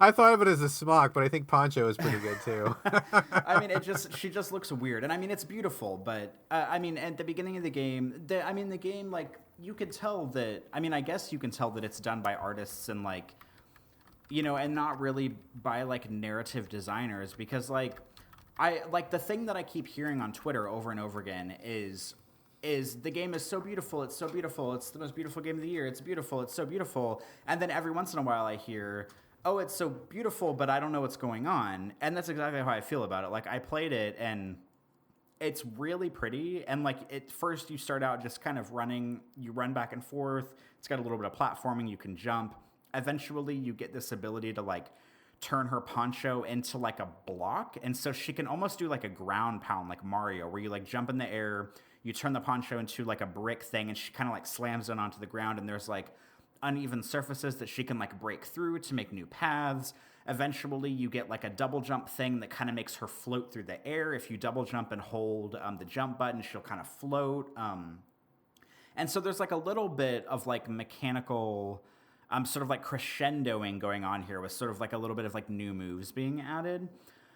But I gotta be frank about this game. It is really beautiful, but I think it's really dull. Like, I was playing it, and for the first, like, 10 minutes, it's pretty much just, like, a hold right on the D-pad simulator. And, like, yeah, it's beautiful, but I was like, okay, because, like, the game starts, and she's, like, in front of this, like, statue of the game is full of, like, statues of naked women, which makes me want to roll my eyes, but it's also like, okay, I get it, it's, like, artsy and whatever, but, symbolism. yeah, like, ooh, symbolism. So, and she's, like, crying about something, so it's like, it's basically a game about, like, a sad girl, and, like, you don't really know what I mean, at least, well, I'll get to me finishing and everything, but, like, I don't really know what she's sad about. She's just kind of, like, running through the world. It's a lot of pretty basic platforming, just, like, against the backdrop of this, like, incredibly beautiful world. There's parts where she, like, learns how to swim, and she can start swimming underwater, and there's, like, I mean, I wouldn't call them boss battles, but there's, like, parts where these things, like, attack her, these entities. I won't spoil it now, but we can get to it in a minute. These things, and it's sort of like chase sequences almost. But I was playing it before I went out of town. I sat down with it a couple times and played it for about 30 minutes each, and I mean, at first I was like, okay, it's pretty, but, like, I don't know what's going on, and I'm tired of just, like, holding right on the D-pad and pressing A to jump. And then eventually she gets, like, her block ability, and I was like, okay, like, the gameplay is kind of getting there. Like, she has a new ability. There's, like, some puzzles involved where she has to, like, break through these surfaces and kind of, like, do these, like, multi-level, like, platforming puzzles with these surface things. And there's, like, a thing, like, kind of the running theme in the game, too, is she has to, like, collect these. They're kind of like orbs, like stars, and there's, like, constellations in the area, and once she collects enough of the stars, she goes back to the constellation thing, and, like, the orbs, like, fill in the stars, and then it turns into a platform that she can, like, jump on and stuff. And, like, there's different phases of the world, so you start in one color, and then there's, like, a red world and a blue world and, like, a yellow world or something. And so I played it a couple times before I went out of town, and whenever I got back home last night, I was like, okay, I really need to sit down and finish this game because we're going to talk about it. And so I'm, like, kind of, like, waist deep in, like, the blue world, which is kind of like the swimming and ice world. And, like, there's just, like, a lot of kind of, like, frustrating platforming. It's the kind of platforming where, like, it has to be really precise, and, like, I can't count the number of times where I made her, like, double jump through the air, and she, like, landed, like, on the very corner of a platform, but it just, like, wasn't enough for the game to count her on the platform, so she fell through it, and then you have to, like, run back to the other side of the screen and then jump on these 4 platforms and then, like, double jump over to this other platform, and, like, it's just, like, a lot of really precise, like, precision is needed. It's not, I wouldn't call the platforming in this game easy, and I don't really have the patience for it. And so I got to a section last night in the underwater area where I was already kind of bored, and I was already like, okay, this game doesn't really have enough going on to, like, really keep me invested. I mean, like, yeah, it's pretty, like, but what else is it? And it's just like a pretty platformer, a pretty dull platformer, I would describe. Oh, And oh. like I got to a point because like every once in a while you get to a point where you have the constellations, and like the constellation like lets you know how many of like the orb star things you need. And like and that's kind of like the only thing the game has. Like you get to it like kind of a hub area, and it's like you need 2 stars to build this constellation to get the platform to go to the next area. And then like I did that probably like 4 times over the course of like whatever areas I'm in. And last night I got to one, and it was like kind of like a hub thing, and there were like 6 stars or something, and like every star you need kind of involves doing some kind of like platforming puzzle. And so I like got to the thing, and it was like, you know, it has like a little drawing, kind of like a hieroglyphic thing on the wall that has like a figure, and then it has the amount of stars you need. And there were like 6 like little holes, like letting me know that I needed 6 stars. And I was like, I was like, no, I don't want to play this anymore. Like I'm, like I mean, it's really, really beautiful. It is exceptionally beautiful, but it's dull and it's uninteresting. And I just stopped. Like I wasn't enjoying the platforming that it was doing. The visuals are not enough to keep me interested in the game, and the game has like no story. Like the story is you're a sad girl, and like that's not enough for me. And like there are some games I kept thinking about, like Inside, when I was playing this game, because Inside I played it as another example of a game that like there's not a whole lot of story going on, but there is just enough, and it has just enough of this weird sci-fi world to really keep me interested in what's going on. And there's enough like kind of like moments where like there's enough like danger, I guess, in certain moments, like climactic moments, that really kind of get my heart racing and really get me engaged. But this game is just like, it's beautiful, but that's it. Like there wasn't really anything else that I was interested in. I wasn't actively enjoying the platforming. I wasn't enjoying the exploration. I wasn't enjoying every 15 minutes getting to a new thing that's like, oh, you need to go do these 4 puzzles to get these constellation pieces to build this platform or whatever. I had to look up a guide on YouTube like 3 or 4 times because there were areas that I was stuck in and I didn't know how to platform around them, or I didn't know if I was going in the right direction. And I was like, I'm not interested enough to finish this game, nor am I interested enough to just like watch the playthrough on YouTube, because I thought about just watching. I thought about watching the rest of it on YouTube because I didn't want to come to this discussion empty-handed, but I was like, I don't care enough about this game to even watch it on YouTube. Like, I don't like watching people play games, first of all. And second of all, like, I realize I probably sound like a big Grinch and like a big asshole or whatever, but the game is beautiful, absolutely beautiful, but that's all it is to me, and it's not interesting enough or mechanically engaging enough to keep me interested in playing it. And it's not even that long. It's like 3 or 4 hours long, and I played it for about 2 hours, and I just wasn't interested in doing the same platforming puzzles over and over again to get these stars to move on to a story that's non-existent, so I stopped playing it. Yeah, I mean, yes. Yes, everything you said, yes. Like you said, gorgeous game. I mean, really breathtaking in certain areas, like when certain things happen. The integration of some of the animation and the way that they use colors and the way that they approach just the visual design, like really strong, like really, really beautiful and gorgeous and strong. I screenshotted like every 5 seconds that I was playing this game. I'm like, oh my god, this is a frameable picture, and so is this, and so is this. Like it was gorgeous, like it really is gorgeous. But I think that you are not wrong. I don't have any clue at all what the girl's name is, or what she's sad about, or what she's even doing. It's just like super vague. And I heard people talking about the themes and about the story on Twitter, and I'm like, y'all's talking out of your ass, because you guys don't, there's nothing in the game that tells anything about this stuff. You guys are just like doing that whole Dark Souls thing of, I found this one sword in this corner, therefore that means this entire story happened, and you're just making stuff up. I mean, there's nothing in the game to substantiate that. I mean, there was stuff in the menu that I never unlocked, so maybe something unlocks after you beat the game and do some of the challenges or something, but I mean, in a normal playthrough, there is nothing in there at all to tell you what's going on about anything, which I think is a big problem. I mean, I kind of like her design. I mean, like you said, she looks kind of weird, but also kind of cool, but kind of weird. And I mean, it kind of worked for me in general, just the way that she looked. But yeah, I mean, I just, there were moments of this game that I thought were brilliant. Like there were a few like little 2-minute moments here and 2 minutes there that I thought that was super cool. I love that part. when some of the animation stuff happens, or when there were a couple puzzles that I was like, oh, that was really clever, that was really fun, I enjoyed doing that 45 seconds of gameplay.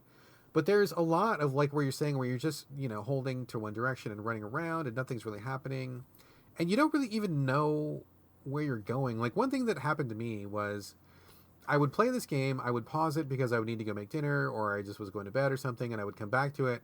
And when I would come back to it, I would have absolutely no recollection of what I was doing or where I was going or what my objective was. And I would get really lost, like hardcore lost, where I would just pick a random direction and hope that something would happen because I had no idea what to do or where to go, which I think is really poor design. Also, you just, like you said, you don't have a good pacing to it, and you just don't even know what's going on. When I got to the section that you described that has the requirement of the 6 stars, I gave out the longest, loudest sigh. I was like, oh my God. Like, it's like they kind of dabble in being non-linear, but the backgrounds look the same. And I mean, they're gorgeous, but like, there's just like trees and stuff. And if you're going right, there's trees. If you're going left, there's trees. And you don't really know, am I going in the right direction? Is this even where I'm supposed to be? I can't tell exactly. And eventually, I eventually stumbled across it all. I finished it naturally, and I did complete the game, so that's fine. But I didn't even know that I was done until I saw the final cutscene. And ironically, I was talking to, I guess not friend of the show, Mike Susky, who is not a fan of our show, but still a good guy, still writes at Game Critics. He paused the game, and he's like, oh, yeah, I'm at this part that I'm doing this thing. And I'm like, Mike, you literally paused in the final cutscene. And he's like, oh. And he went back. He's like, well, sure enough, I did. I paused right in the middle of the game-ending cutscene, and I had no idea that was the end of the game. Oh, my God. Literally, that can happen. So it's just weird that it eschews the general structure and pacing and stuff that we expect as gamers. And I think it's fine to challenge that stuff. I don't think every platformer has to fit into the 3 levels and a boss template or anything, but at the same time, games are designed a certain way for a certain reason. It's not like just willy-nilly, and testing the boundaries is great, but I think this is a good example of a game that tries to get away from the form, but it doesn't replace it with anything else, and I'm not quite sure that they're very successful in what they've produced. I mean, screenshots are amazing, it looks beautiful, I love that they tried to do something different, but I mean, I just needed a little bit more involvement, both intellectually and mechanically. So I feel like the game really fell down at that part. And I mean, there was one part. Did you get to the part where she was upside down? I don't think so. Oh my God. There's one of the final segments of the game is when she goes back and forth. Like it looks amazing. Again, like everything else in the game, it looks amazing. There's like 2 levels of water. There's like a lower level of water. There's air in the middle, and then there's water on the top. And if you're in the lower water, you're swimming around, you jump through the air and splash into the upper water, then all of a sudden gravity is reversed and you're upside down in the upper water. And it sounds crazy and it's hard to describe, but there's like a lower world and an upper world, and you're kind of going back and forth between them. I found it to be so incredibly confusing and so difficult to get through that section. I got really close to just quitting right there because I just was not having fun, and I was really frustrated because I didn't know what my goal was. I didn't know which direction I was going. I wasn't sure what I was supposed to do. And the whole thing just feels really vague and unfocused. And I got really, really close. And then all of a sudden I got through the next section and then the game was over. And I'm like, oh, well, I guess that was that. So yeah, I mean, I guess I don't have much else to say other than, yeah, it sure is super beautiful, but story is weak. There's no story. I mean, the gameplay puzzles, I mean, it's fine that there's no death. I mean, I think that's okay. I'm glad there was no like life bar or, lives or anything like that. But at the same time, there just wasn't enough there. Like there wasn't enough motivation. There wasn't enough drive to push forward. And it was just too confusing and just kind of vague. The whole thing was just really, really super vague, like looking at like an abstract painting in a gallery. And it's like, you look at it and you kind of maybe get a sort of a feeling from it, but you don't know what it's supposed to be and you don't know what it's called and you don't really know a lot about it. And that's okay for some people. And that's okay if you're looking at a painting, but in a game, I think you need more than that. Yeah, I was thinking about, I feel like the game that I can relate most closely to this, that I enjoyed a lot more, that I actually found sort of like a meaning and enough, still vague, but enough meaning in it to really bring the game to life for me, was Bound on PS4. Oh yes. Because, Oh yes. I mean, that one is like, and I know that you and I had a pretty deep discussion about this game too, but like Bound, for those that don't remember, is like the game about the dancer. She's like a ballerina, like dancing through all these abstract worlds. But there's like cut scenes in the middle where she's like actually a woman in real life. Like she's on a beach, she's trying to get to this house. You can tell that there's some kind of unresolved issue going on. And then the game actually kind of like brings it full circle at the end when it, you know, when it gets to wherever it's going. I'm not going to spoil it, but like there is like a resolution. And I kind of wish that that Gris or however you want to call it, Gray, had that, because like it's all just this weird abstract world. And I don't need it to have like cutscenes where she looks like a real proportional woman or whatever. Like I don't need that, but I just need something else to like ground the story in anything, because a girl being sad is not a story. And I also don't like whenever this trend of like male game developers making sad girl stories, because it just feels kind of gross to me in a way, like where it's like, oh, we're gonna take this girl's sadness and turn it into art or like something like that. And that's something that I have a hard time getting down with, and I feel like it's a trend that kind of needs to like go away a little bit. But like Bound, to me, did it a lot better and a lot more right as far as this like weird abstract exploration, because it grounded itself more, and I was able to find meaning in like the bits and pieces of what was happening. But in Gris, it's just like you have a sad girl who's platforming, and there's like not really anything else to it. Yeah, I mean, I basically agree. I was really not a fan of Bound, although I did love the imagery. I thought it looked visually amazing, but I did not care for what you actually did, nor did I care for how it wrapped up or anything. But I do agree that it did have more of a point, and it did seem to be driving towards something.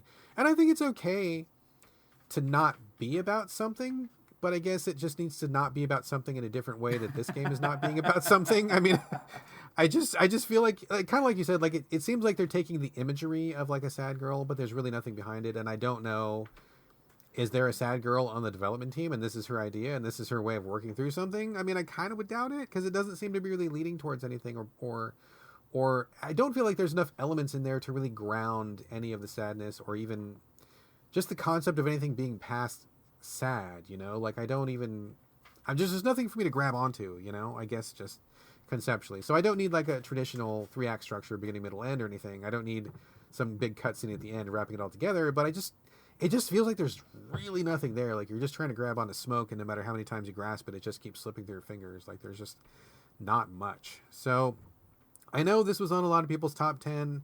I think that artistically it's really, really strong, and I think it's worth noting just for the artistic presentation. I think that in itself is worth taking a look at. So maybe catch it on YouTube or grab it on sale if you want to just check it out artistically. But in terms of like being a holistic game, it really left me wanting. I mean, I was really bored at many points. I got I just felt really at a distance with it, and I never really felt like it meant much to me, other than the fact that I thought it was really beautiful and my screenshots are amazing. So that's kind of where I landed on it. You, same?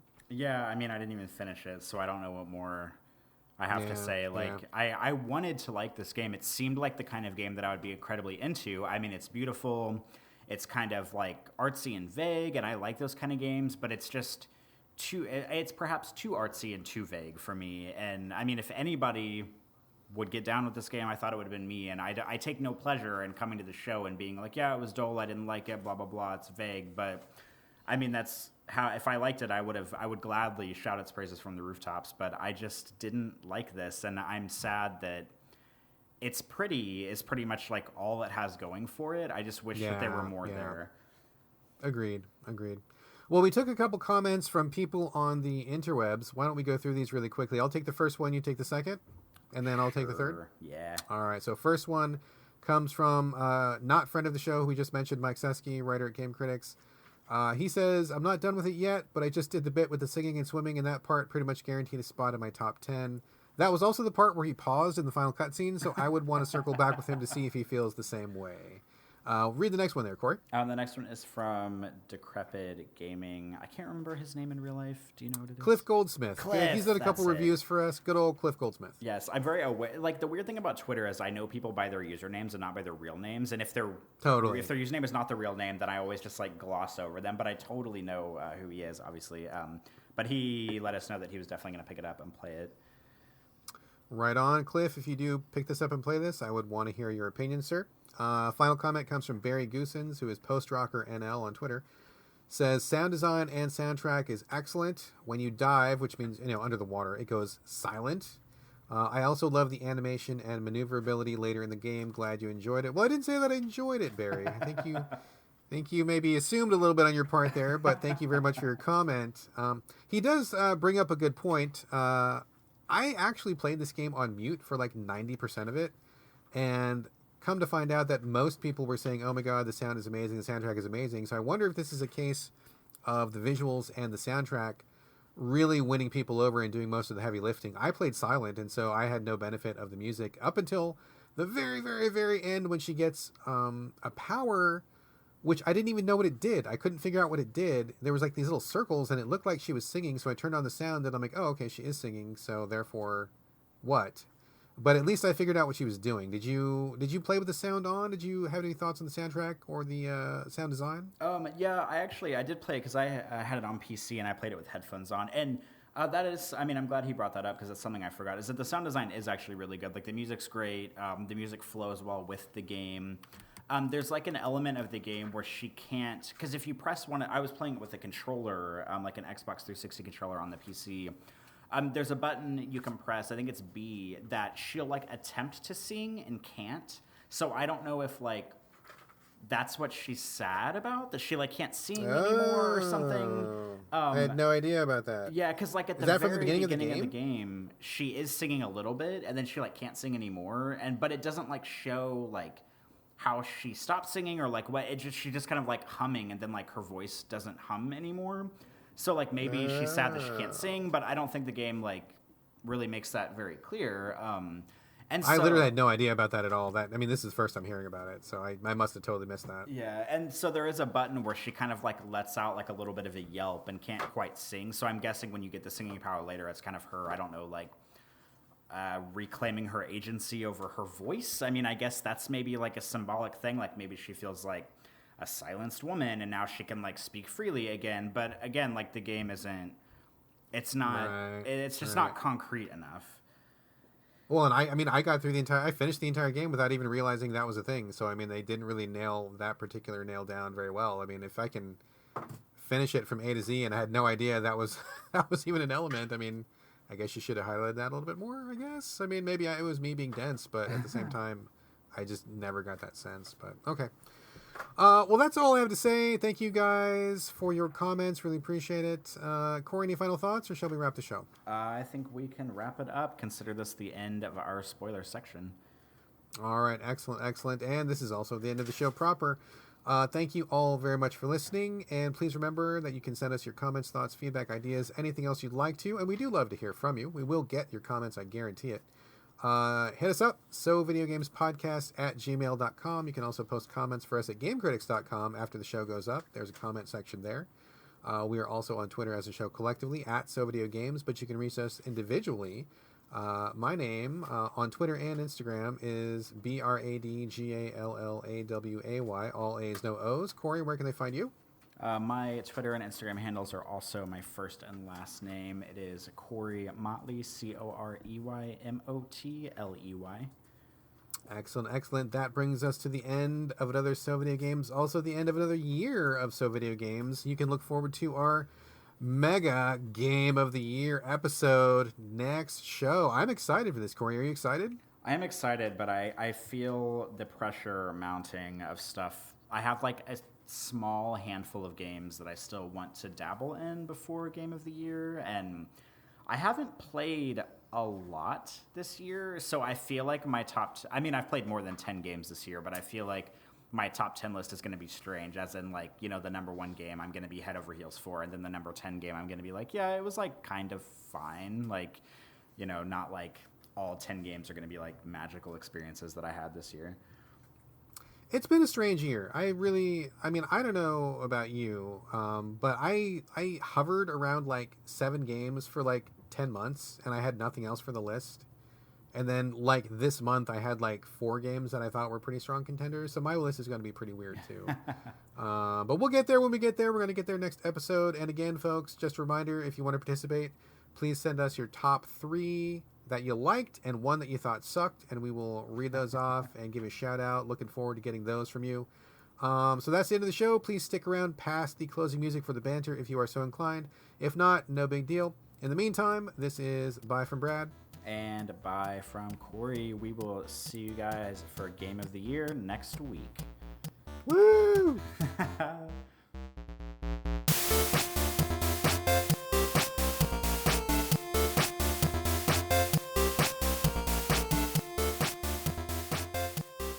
So just correct me real quickly. Is Kate Beckinsale the same one that was in the vampire werewolf movies, Underworld? Yes. Okay, yeah. yes, I do like her. Yes, I'd like. Have you seen those movies? I've seen like 2 of them, I think, like the first 2, but at this point, God, what do they have, like 6 of them or something?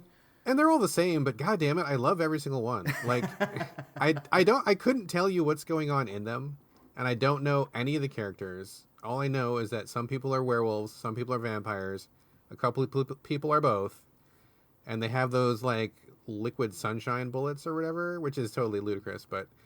I love those movies, dude. Like, I sit and watch them with the wife. I'm like, God, this is like a good movie. This movie is terrible, but I love it. Like, I don't even know what I even like about it. I just think they're so stylish, kind of, and just feels like important things are happening, and I couldn't tell you what, but feel like, I don't know, I'm like a part of something larger than myself, I guess. I don't even know. I just like those movies.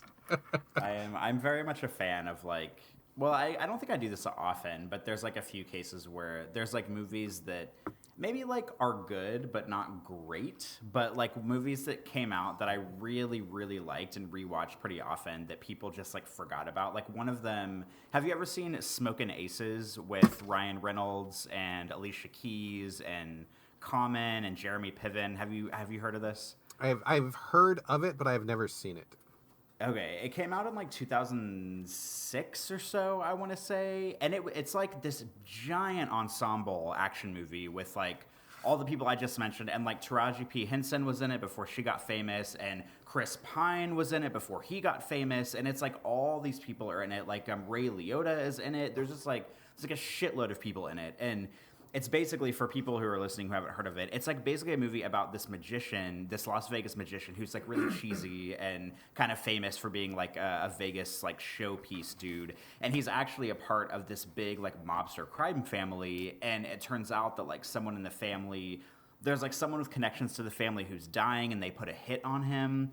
And so he's like sealed up in this Las Vegas penthouse in this hotel in downtown Vegas.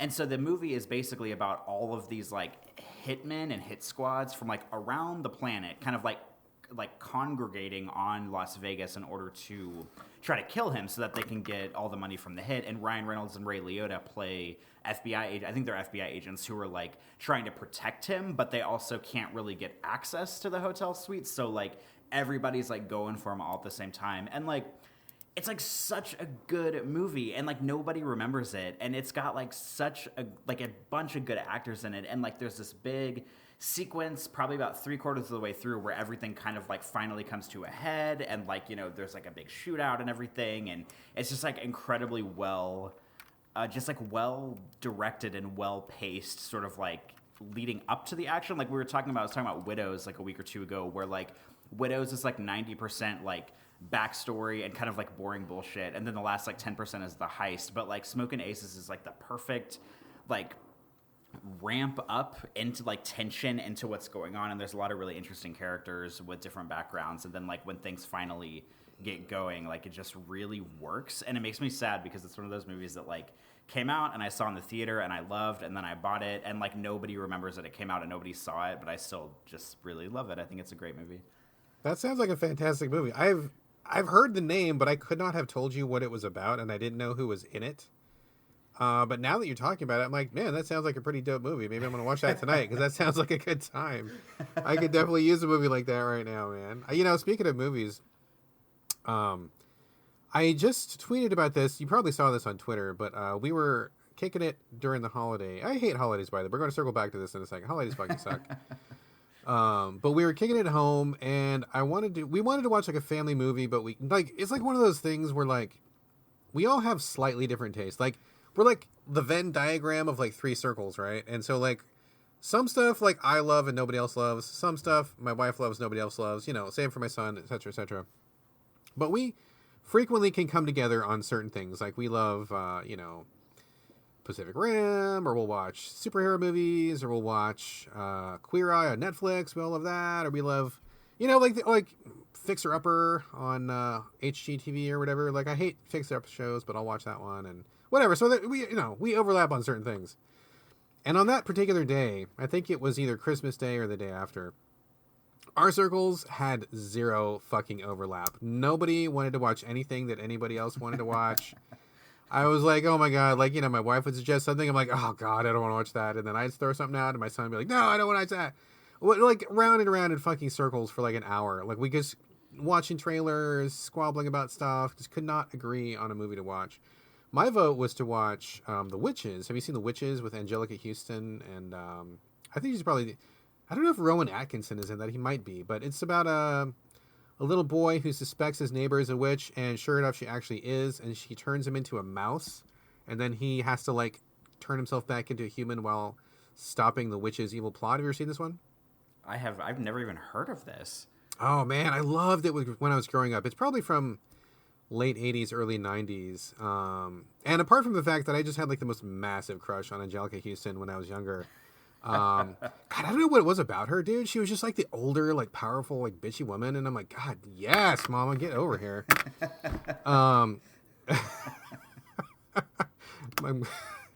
Okay, I'm going to change topics now. Anyway, I love that movie. Like, it was so cool because most of the movie was him being a mouse doing really small mouse things in this giant hotel and like, avoiding mouse traps and not getting caught and fighting off these really gross, scary witches. It was kind of creepy. Like, it really falls squarely into the whole kid movie / horror movie that we kind of talked about a couple episodes ago. Like, it's really like in that zone, and I really liked it a lot. That was my vote. Nobody wanted to see that. My wife suggested, I forget what it was, but nobody wanted to see that. And then I'm like, oh, let's watch Paddington 2. I love the first one. You see the first Paddington movie? I have not seen any of them. Fuck, dude, that is a good-ass movie. Like, I know you're probably not too excited about watching a CG bear eating jam sandwiches, but let me tell you, that movie is the fucking best movie. Paddington, the first one was so good, and I heard people say the second one was excellent also. So we go over to iTunes. Of course, it's not for rent yet. I'm like, some bitch. Of course it's not for rent. So we're just slowly dying. Like, our life force is ebbing away, and like we just can't get together on anything. And I feel like the day is just heading to the toilet in a heartbeat because we're all just kind of getting crabby and stuff. So then we go over to Amazon and we're just fucking around, just flipping through. And I'm like, wait a minute, what's that? And there's a little tag for this movie. Oh man, it's so ironic that I always end up talking about fucking Norway and Finland and shit because I don't know anything about those countries and I can never get it right. But like, it seems like I bring it up every fucking episode. So like, there was a movie from that part of the area. I think it was Norway. I could be totally wrong, but one of those countries with all the peaceful, liberal white people that are also friendly. And it's called The Ash Lad in the Hall of the Mountain King. So it just came out over in that part of the world, I think, last year. I had not heard anything about it. I didn't know anything about it. The first time I ever saw it was on Amazon as we were flipping through, and it had kind of an interesting little title card. It kind of looked like Lord of the Rings a little bit. And I'm like, oh, maybe we could do a little sci-fi or fantasy action. Have you? I'm sure you haven't heard of this. I have never heard of it. I had never heard of it either. I didn't have any idea. So we sit and watch the trailer, and I'm like, that kind of looked kind of dope. That looks all right. Let's check this out. And it was actually like really, really good. I'm really glad that we picked it because we all were kind of squabbling a little bit, but I just like, we're just going to watch this. We're going to go for it. Gina gave me the second vote, and so we moved ahead. It's about, okay, so like, apparently it's like based on like some Norwegian folktale of some sort. I mean, it had a very fairy tale feeling to it, where there's like these three brothers. Two of them are like the studious, hardworking types. One of them is like the daydreamy, soulful, but also kind of a fuck up, screw up kind of a kid. Accidentally burns his house down, and the rest of the family's like, you fucking suck. Get the fuck out of here. You're out of the family. So the dude wanders off, and like as he wanders off, he kind of has these adventures. His brothers go after him, and they end up going on kind of like this, like I mean, it's not Lord. It has nothing to do with Lord of the Rings, but it has that same feeling of like going on a journey in a really picturesque, foresty, green wilderness area, and then like monsters show up every now and then. But there's also like laughs, and there's some fights, but it's all very good natured and friendly. And you know, like they meet these witches, and they have this little encounter with these witches, and then they meet this like swamp monster real briefly, and then they fight this big troll, and it's all very. It feels very much like a Grimm Brothers fairy tale, or one of those kind of things where there's like a moral in the story, but there's also like adventure, and I mean, it was really interesting because the humor was really good. It was dubbed over because clearly they were speaking a foreign language. I mean, they were speaking, you know, Norwegian or whatever it is they speak over there. And they dubbed over it. Some of the dubs were like horrific, but they were horrific in like the best possible way. We were just like, oh my God, that's amazing that he said it like that. That's incredible. Like it was so crazy and funny and weird. And I mean, clearly the movie was not taking itself super seriously, like seriously enough that you kind of invested in the adventure. But you know, there was laughs. Like they totally like poked fun at things, and like, you know, some things were like obviously goofy, and I mean, it was just like a really, really well done movie, like super good movie, really fun, really light, but also actiony, and it was never boring. And I gotta tell you, man, that scenery in that movie, I am not a dude who like looks at scenery and is like, oh my God, it's so beautiful. Like I see trees, whatever, it's fine. But like that scenery in that movie was like, holy shit. They're walking up on a mountain and you can see like forever, and there's like all these giant forests, and like none of it was CG. Like, I mean, they were clearly on location wherever in the world it was, and I'm like, God, it's like amazing that there's like a place that looks like that. That's so crazy.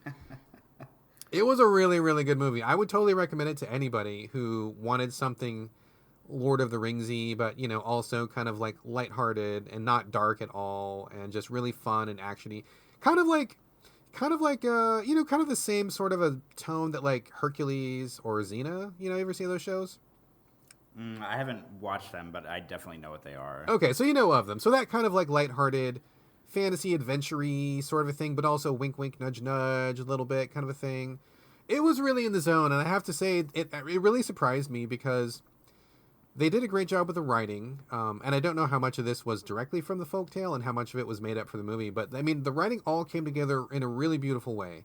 All of the little loose ends got tied up perfectly. I was really admiring that. And at the very end, there is a princess to rescue, and in the beginning I was kind of like, oh, it's kind of a bummer that, you know, we're kind of doing the whole lady needs to be rescued thing. But, you know, but then again, this folktale I'm sure is probably a couple hundred years old, and, you know, different time, different place. They're kind of honoring the material, sure. But when they got to the end of the story, they did a really cool modern twist, which was obviously a nod to like moving women forward and having women not be just like a prize to be won, or not just like the object of a quest. She was actually a person. It was really cool. Like, I mean, it wasn't a huge thing, but like they clearly knew what they were doing, and they clearly had the same concerns that I was feeling at the start of the movie. And it was really like a nice little payoff at the end where it's like, oh, they really did like update it in a cool way that really honored the story, but also like reflected modern times. It was just a fucking good movie, dude. And I'm really glad we watched it. And it was so crazy that we just like randomly clicked on it after watching 8,000 trailers, and just out of the blue, we're like, yeah, this one. And then it turns out to be like a total win. Like, it was really, really good. So this was The Ash Lad in the Hall of the Mountain King, and it's free on what did I say? It was Amazon Prime. Amazon Prime is where we saw it. So it's free if you got Prime. I don't know if it's anywhere else. I've never heard of it, never seen it anywhere else, but it's on Prime for sure. I have learned today that as long as a movie has witches in it, you're satisfied. I'm down, dude. I'm always up for a good witch. I didn't know that either till today, but boy, I'm learning something about myself. This is a mutual journey of discovery here, man. So yeah, witches does it. Angelica Houston does it. Anyway, how was your holiday? We haven't talked since before Christmas, right? Because last time we recorded was Christmas Eve. Christmas Eve, yeah. Yeah. Okay. So it's been a week. How was your Christmas, sir?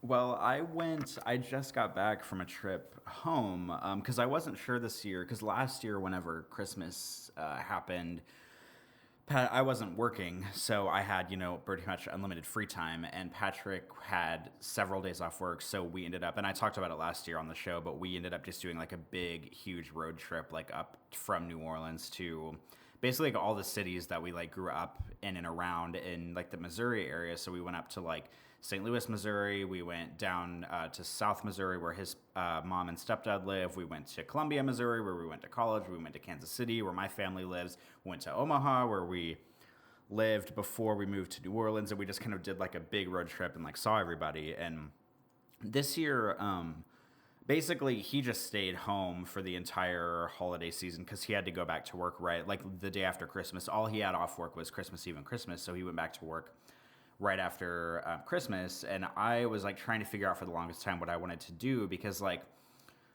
it's one of those things where like, you know, I could have like stayed in New Orleans the whole time and been perfectly fine, but like if I didn't see my mom for Christmas, she would probably like never let me forget it, and she would have been like really sad about it, like if I didn't go home for Christmas. So what I ended up doing was booking a really short flight home. So I flew out on Friday morning and got there Friday afternoon, and then I flew out yesterday afternoon to get back to New Orleans on Sunday night. Last night I didn't get back until about 10:30 last night, and so it was just like a short and sweet trip home. I just flew out by myself, and I mean, I don't know, it was okay. Like I mean, it was nice to see. It was pretty much just like me and my mom and my brother, because I don't really have like a big family. I have a lot of family members, but they're like people I see once every 20 years, and they're like kind of, a lot of them are in Texas, and I don't really go to Texas very often, and that's like my dad's side of the family.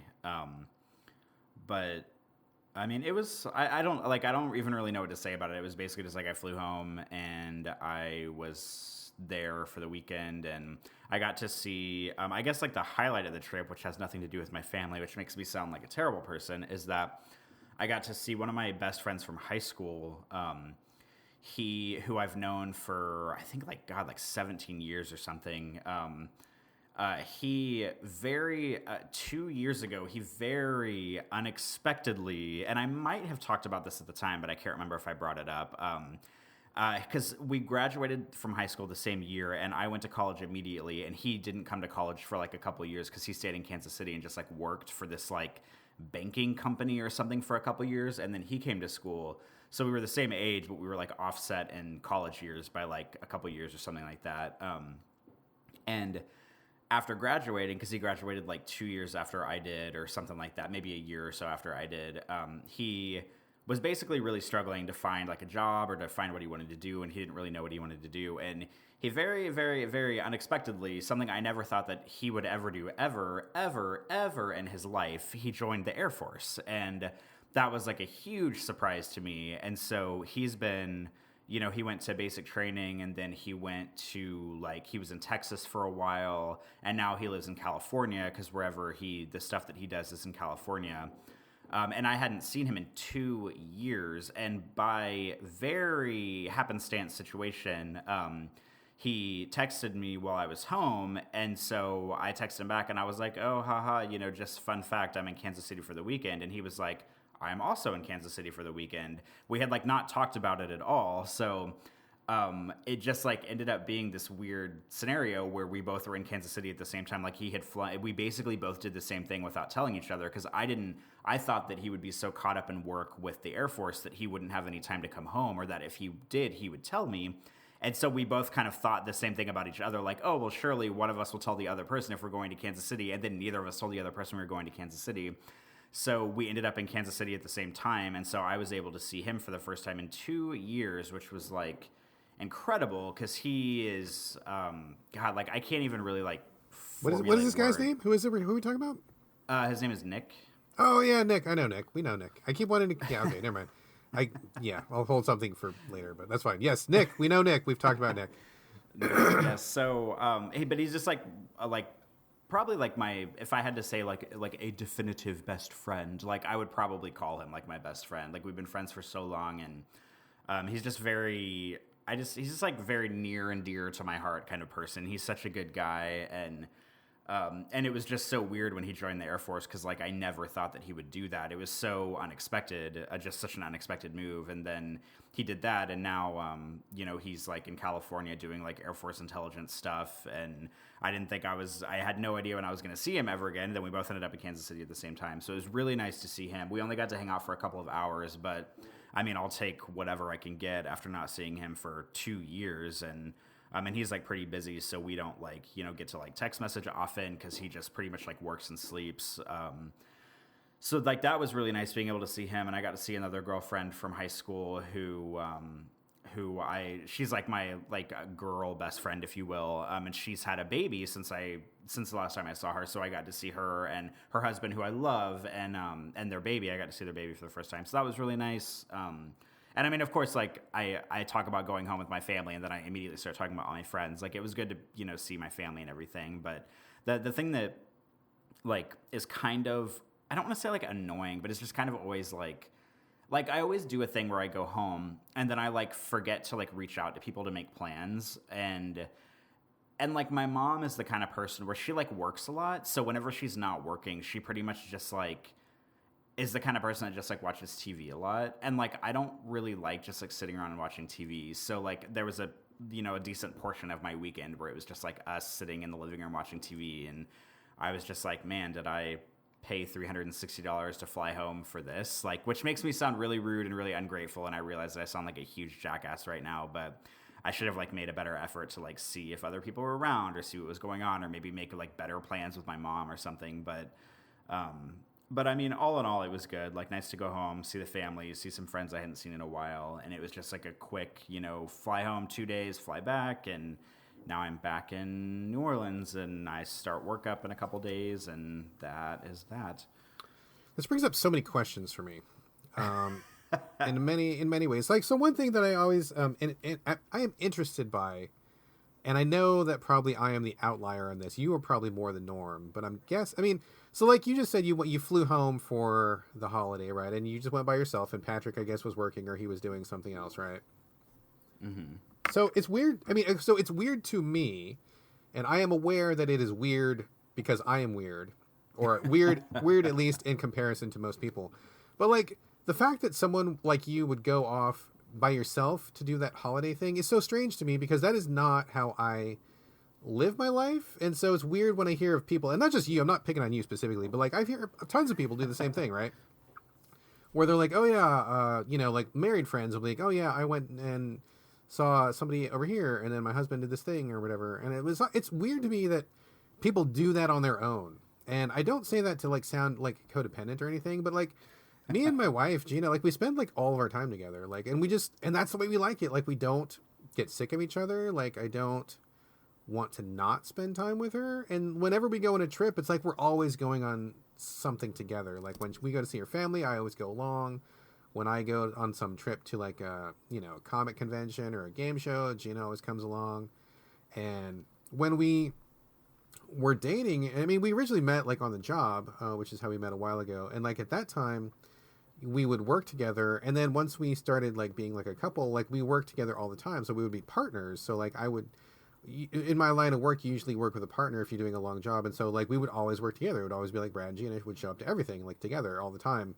And people thought we were crazy. They were like, oh my God, I can't believe, how could you even work with your fiance or your wife? Don't you get sick? I could never work with my husband. I can't believe you guys spend that much time together. And I'm like, why would you want to marry somebody that you don't want to spend time with? Like, why would you, like, I mean, I get that people don't need to be joined at the hip or anything, but like, it's just, it's odd to me that people don't spend that much time together at all, or that they would even do those things. So I guess I'm curious, like, and I realize that I'm the outlier. I've said that already. I know I'm probably not the norm, but like with you and Patrick, I mean, I hear you guys say often that you guys go on separate trips and do separate stuff, but how much stuff do you do together and how much stuff do you do like apart, I guess? Like what does your home life look like? Well, I mean, it just depends on the scenario. Because like last year we did all of the holidays together. Like we literally went on like a road trip all the way from New Orleans up to the farthest point was Omaha, which was like 15 hours away, and then back.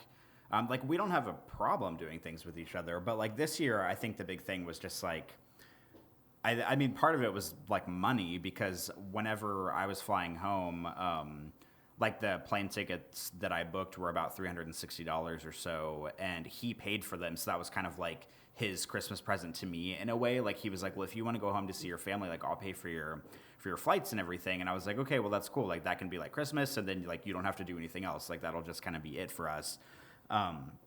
But like if he had wanted to fly home, that would have been totally fine. Like, but I don't think he would have wanted to pay like $900, you know, for us, or like $700 or whatever for us to fly home together.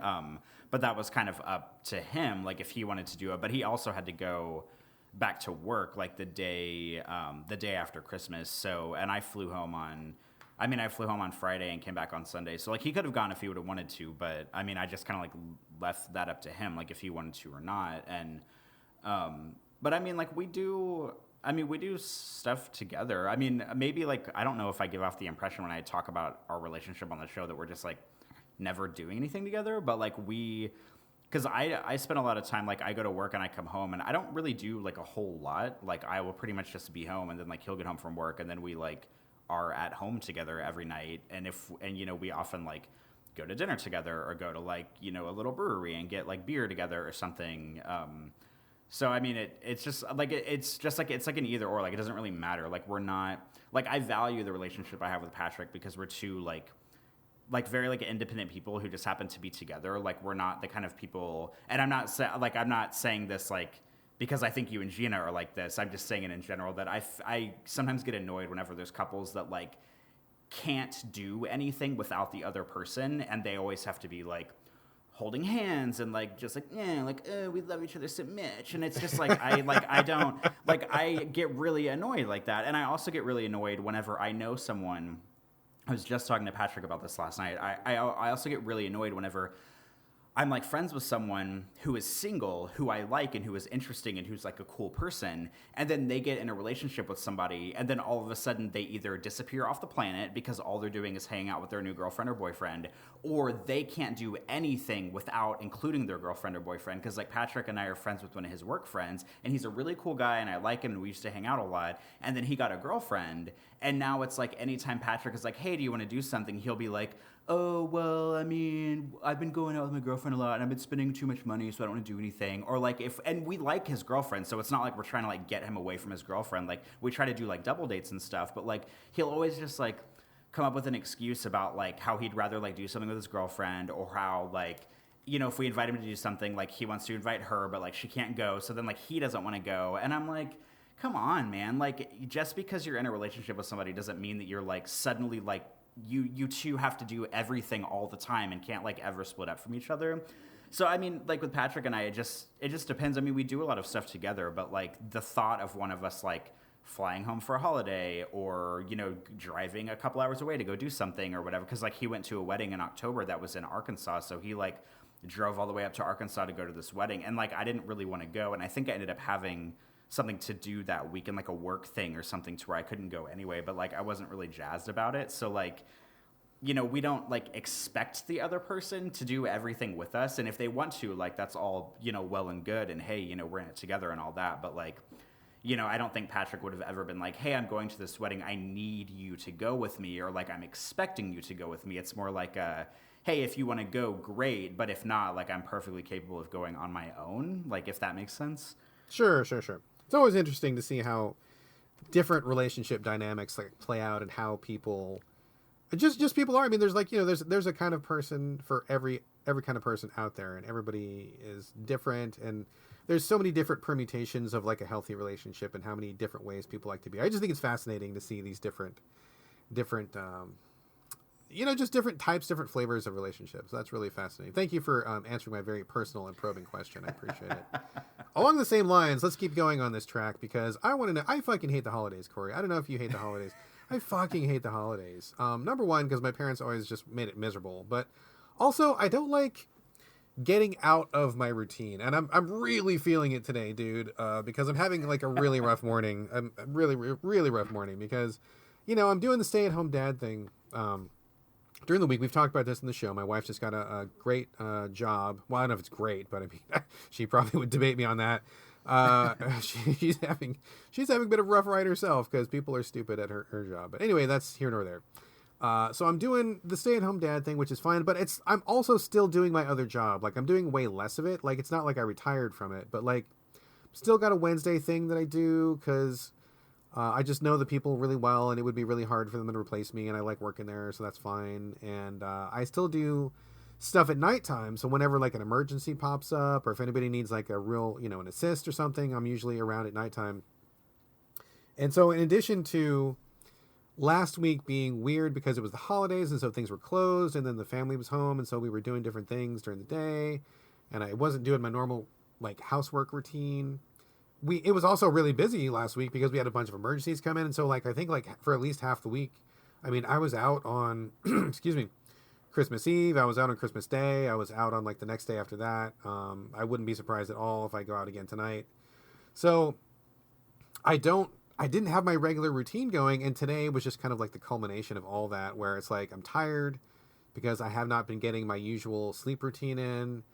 I usually do like all the housework and dishes and stuff in the morning, like first thing, so then I can just like move on to other things for the rest of the day. And the house is still a fucking wreck right now. I was supposed to get some vegetable soup in the crock pot, and I didn't get that done because I was busy doing something else.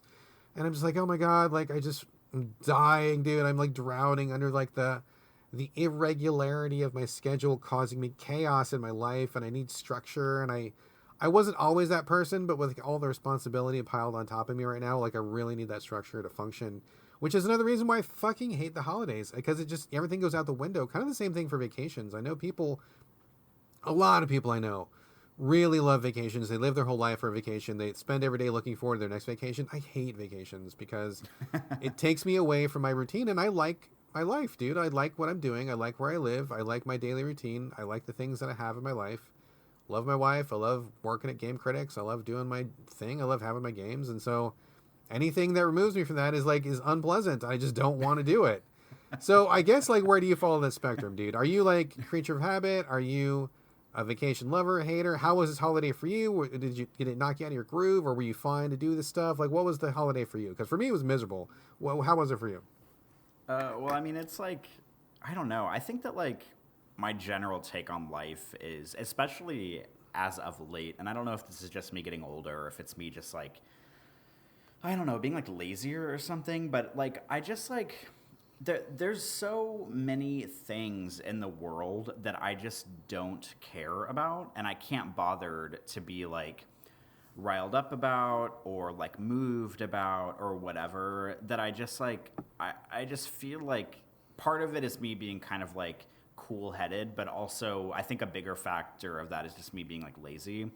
So like whenever stuff happens, it just happens. Like I don't really like, you know, if a holiday comes along and I have to do something, like I'm just like, okay, here, I'm doing this thing. And, you know, like going home, like there were like highs and lows of like flying home and flying back, but like I don't know, I just don't care, you know, and like maybe I feel like I should care more about things in life, but I also feel just like okay about like not caring about a lot of stuff. And like I don't like my feathers don't get ruffled very easily.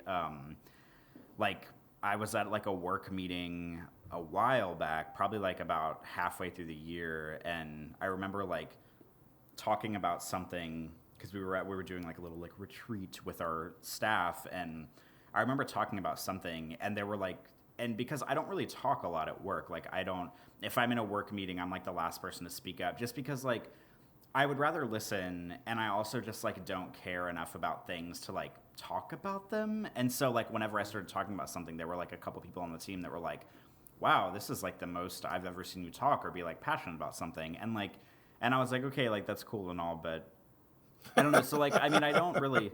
It's cool and all, but fuck you. I just don't care about stuff. Like, and maybe I should care about more stuff, or maybe I actually care about stuff more than I think I do, and I just like don't show it. But like, so like whenever like holidays or like routine breaking stuff comes around, like I just like roll with it. Like I just try to be very like, just like no, like very like realistic about stuff. Like, okay, like maybe flying home is going to be kind of annoying because it's like 20 degrees colder there, and maybe flying back is going to be annoying because I have a 2.5 hour layover at this airport or whatever. And it's just like, you know, I just know it's happening, and then I just kind of deal with it and then move on, and I try not to get too frustrated about anything. And that's just like a big like 2018 mood that I've been feeling, is just being like really just like I don't care about what's going on around me as much, which I don't know if that's a good or bad thing, but I would rather, I don't know if I'm like jaded in like life in general, but like there's just so many, I think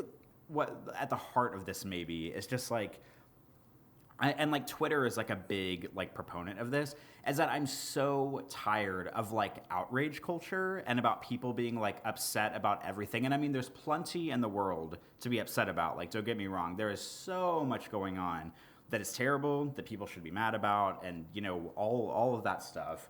But I'm just tired of really like dumb outrage culture and just like people just like every time the smallest thing happens, just people like, you know, acting like it's a nuclear explosion and just like having, you know, causing a big deal about it. And I think my way of sort of like fighting back against that culturally is just by like not caring about anything. Like I don't want to throw myself into the discourse because I just don't care enough. And if there's ever like discourse about something, I would rather just not partake in any of it, because there's this idea where like, if there's discourse about something, then suddenly everyone has to jump in because everyone has to have an opinion about everything. And when I see that happening, I'm just like, you know what? No thanks. Like, I will just go over here while all of you guys are over there fighting about this thing, because I don't care enough. Like, I don't care enough about what's going on over there, and I don't want to join this, like, you know, million people discourse about whatever the fuck's going on, about some new movie on Netflix, or about Batman versus Superman, or about whatever the fuck's going on. Like, I just don't care. And I feel like that just translates a lot into my daily life. And like, when getting back on the topic, I realize I've gone way off here. You know, like I know this is ridiculous, but like, you know, everyday life versus like vacation life. Like, of course, like I mean, I don't go on vacations often. Like, I mean, last year going home for Christmas, because, like, I wouldn't really call this year going home for Christmas a vacation. I mean, it was, because I, like, flew out of town and I was able to spend time with my family. But when I think of a vacation, I think of, like, something that, like, kind of like going to a place with Patrick that we've, like, never been before. Like, coming to Seattle to see you and, you know, everybody that I know in Seattle the 2 times I've been up there. Like, those were, like, big vacations because we flew across the country. We got to visit a new place we'd never been before. And I like vacations like that, just because, like, my daily routine like doesn't mean enough to me for it, that if it's like unsettled or if it's rattled, that like, you know, it doesn't really bother me. But I'm not one of those people who like is constantly looking forward to vacations, because like I feel like the way Patrick and I live our lives is we kind of just like, I don't know if I'm just like kind of terrible at saving money. And I know that like saving money is a big thing where people are like, okay, I want to save like X $1,000 and then we can take this big vacation. But I'm pretty lazy with money, so I just kind of like spend money on the stuff that I want whenever I want it, even though that's probably not a very good thing to do. So I'm like really bad at saving money. But like every year, Patrick and I say like, oh, well, with tax return money, we're going to like take a big trip somewhere and we're going to like do like a vacation or something, because one of the things for us is I don't know if I've said this on the show before, but I've never been out of the United States of America. So like we want to do like a big international trip somewhere at some point. And I think that 2019 might actually be the year we do it, because we got married. So like we kind of wanted to do like a honeymoon kind of thing, because we didn't like this is like the epitome of the way I feel about life. Like we got married and didn't do anything about it. Like we're both married for the first time in our lives, and like we didn't have a reception, we didn't have a wedding, we didn't have a honeymoon. We just like got married in our living room and then we moved on with our lives. Like that's just like how I feel about life. And so, you know, maybe we'll do some like international vacation in 2019 to kind of like serve as like, okay, we're finally going to do this thing. And also like maybe this is sort of like our honeymoon, but then of course we have to decide where we want to go. And that's like a whole another discussion. I realize I've taken your question and gone in about 700 different directions and then tried to like rein it back in, but those are my thoughts about everything, about the universe as a whole. So that's it. On a galactic scale, you've answered the question. Oh my God. I mean, I would counter that by saying, I don't think that you don't care about anything, because I've never really known you to be like an apathetic person or somebody who's like disassociated from life. But I think that maybe you just care about different things, you know, like maybe you're not caught up in the day-to-day of, you know, maybe like on Twitter or social media or something. But I think that you probably care about other things, and maybe those things, you know, like, you know, you're at work and you're just rolling with the punches at work and it's no big deal because you're not like super like spiritually involved at work, and you don't maybe derive your personal value as a person from work. But, you know, if we were to talk about stuff that you really do care about, like you get very passionate about certain games, or if we were to talk about photography or something like that, I bet, you know, you would start to care about some of that stuff. Because I've never known you to be like a cold robot or anything. I think you just have different priorities, which is totally makes perfect sense. You know, like, I mean, if you don't have the same kind of responsibilities that I do, and and you don't. I mean, we're different people in that way. I mean, my life, I'm sure my day-to-day home life is much different than yours, and so of course it makes sense that you would have different pressures or different things that you respond to than I do. So I mean, that makes sense. That makes perfect sense. But oh man, I gotta tell you, I'm really looking forward to getting back to normal life. And it's unfortunate because I'm only gonna have 1 month of quote unquote normal life in January, and then in February I'm going to start probably a really big project. I'm doing Romeo and Juliet. I think I mentioned that before. Oh yeah. So like the entire month is going to be chaos, and I gotta say, like, the closer I get to it, I kind of wish I hadn't taken it, because I'm like, I mean, I love working with those people. Like, it's so fun to do. It's like one of my favorite things in the world to do in terms of work. Like, it's just pure enjoyment, and everybody there is awesome, and it's a fun experience, and it's really unique, and you get to do something out of the norm. But at the same time, I'm like, oh, fuck, I'm not going to get any laundry done. I'm never going to cook dinner at home. Place is going to be a mess. And what am I going to do? And like, so like conflicting emotions there. But anyway, I'm already committed to it. Signed the contract. It's a done deal. So anyway, that has been a very wild and woolly banter section. We should probably move on to games. I feel like we could probably talk for another hour or so, but I don't think that either one of us has that much time. Are you okay putting a temporary lid on this and moving on to games? Yes, because I care so little about everything in the universe that we can just move right on. Corey's just rolling with it. He's rolling with it. He just doesn't care. All right. Let's put a pin in it. For now, we'll come back to this. I feel like there's a lot more we could talk about. I mean, I seriously feel like we could just make some coffee and just like sit down and we'll be here all day, but we don't have that time. All right, let's move on to games, and let's get that knocked out, and here we go. Sound good?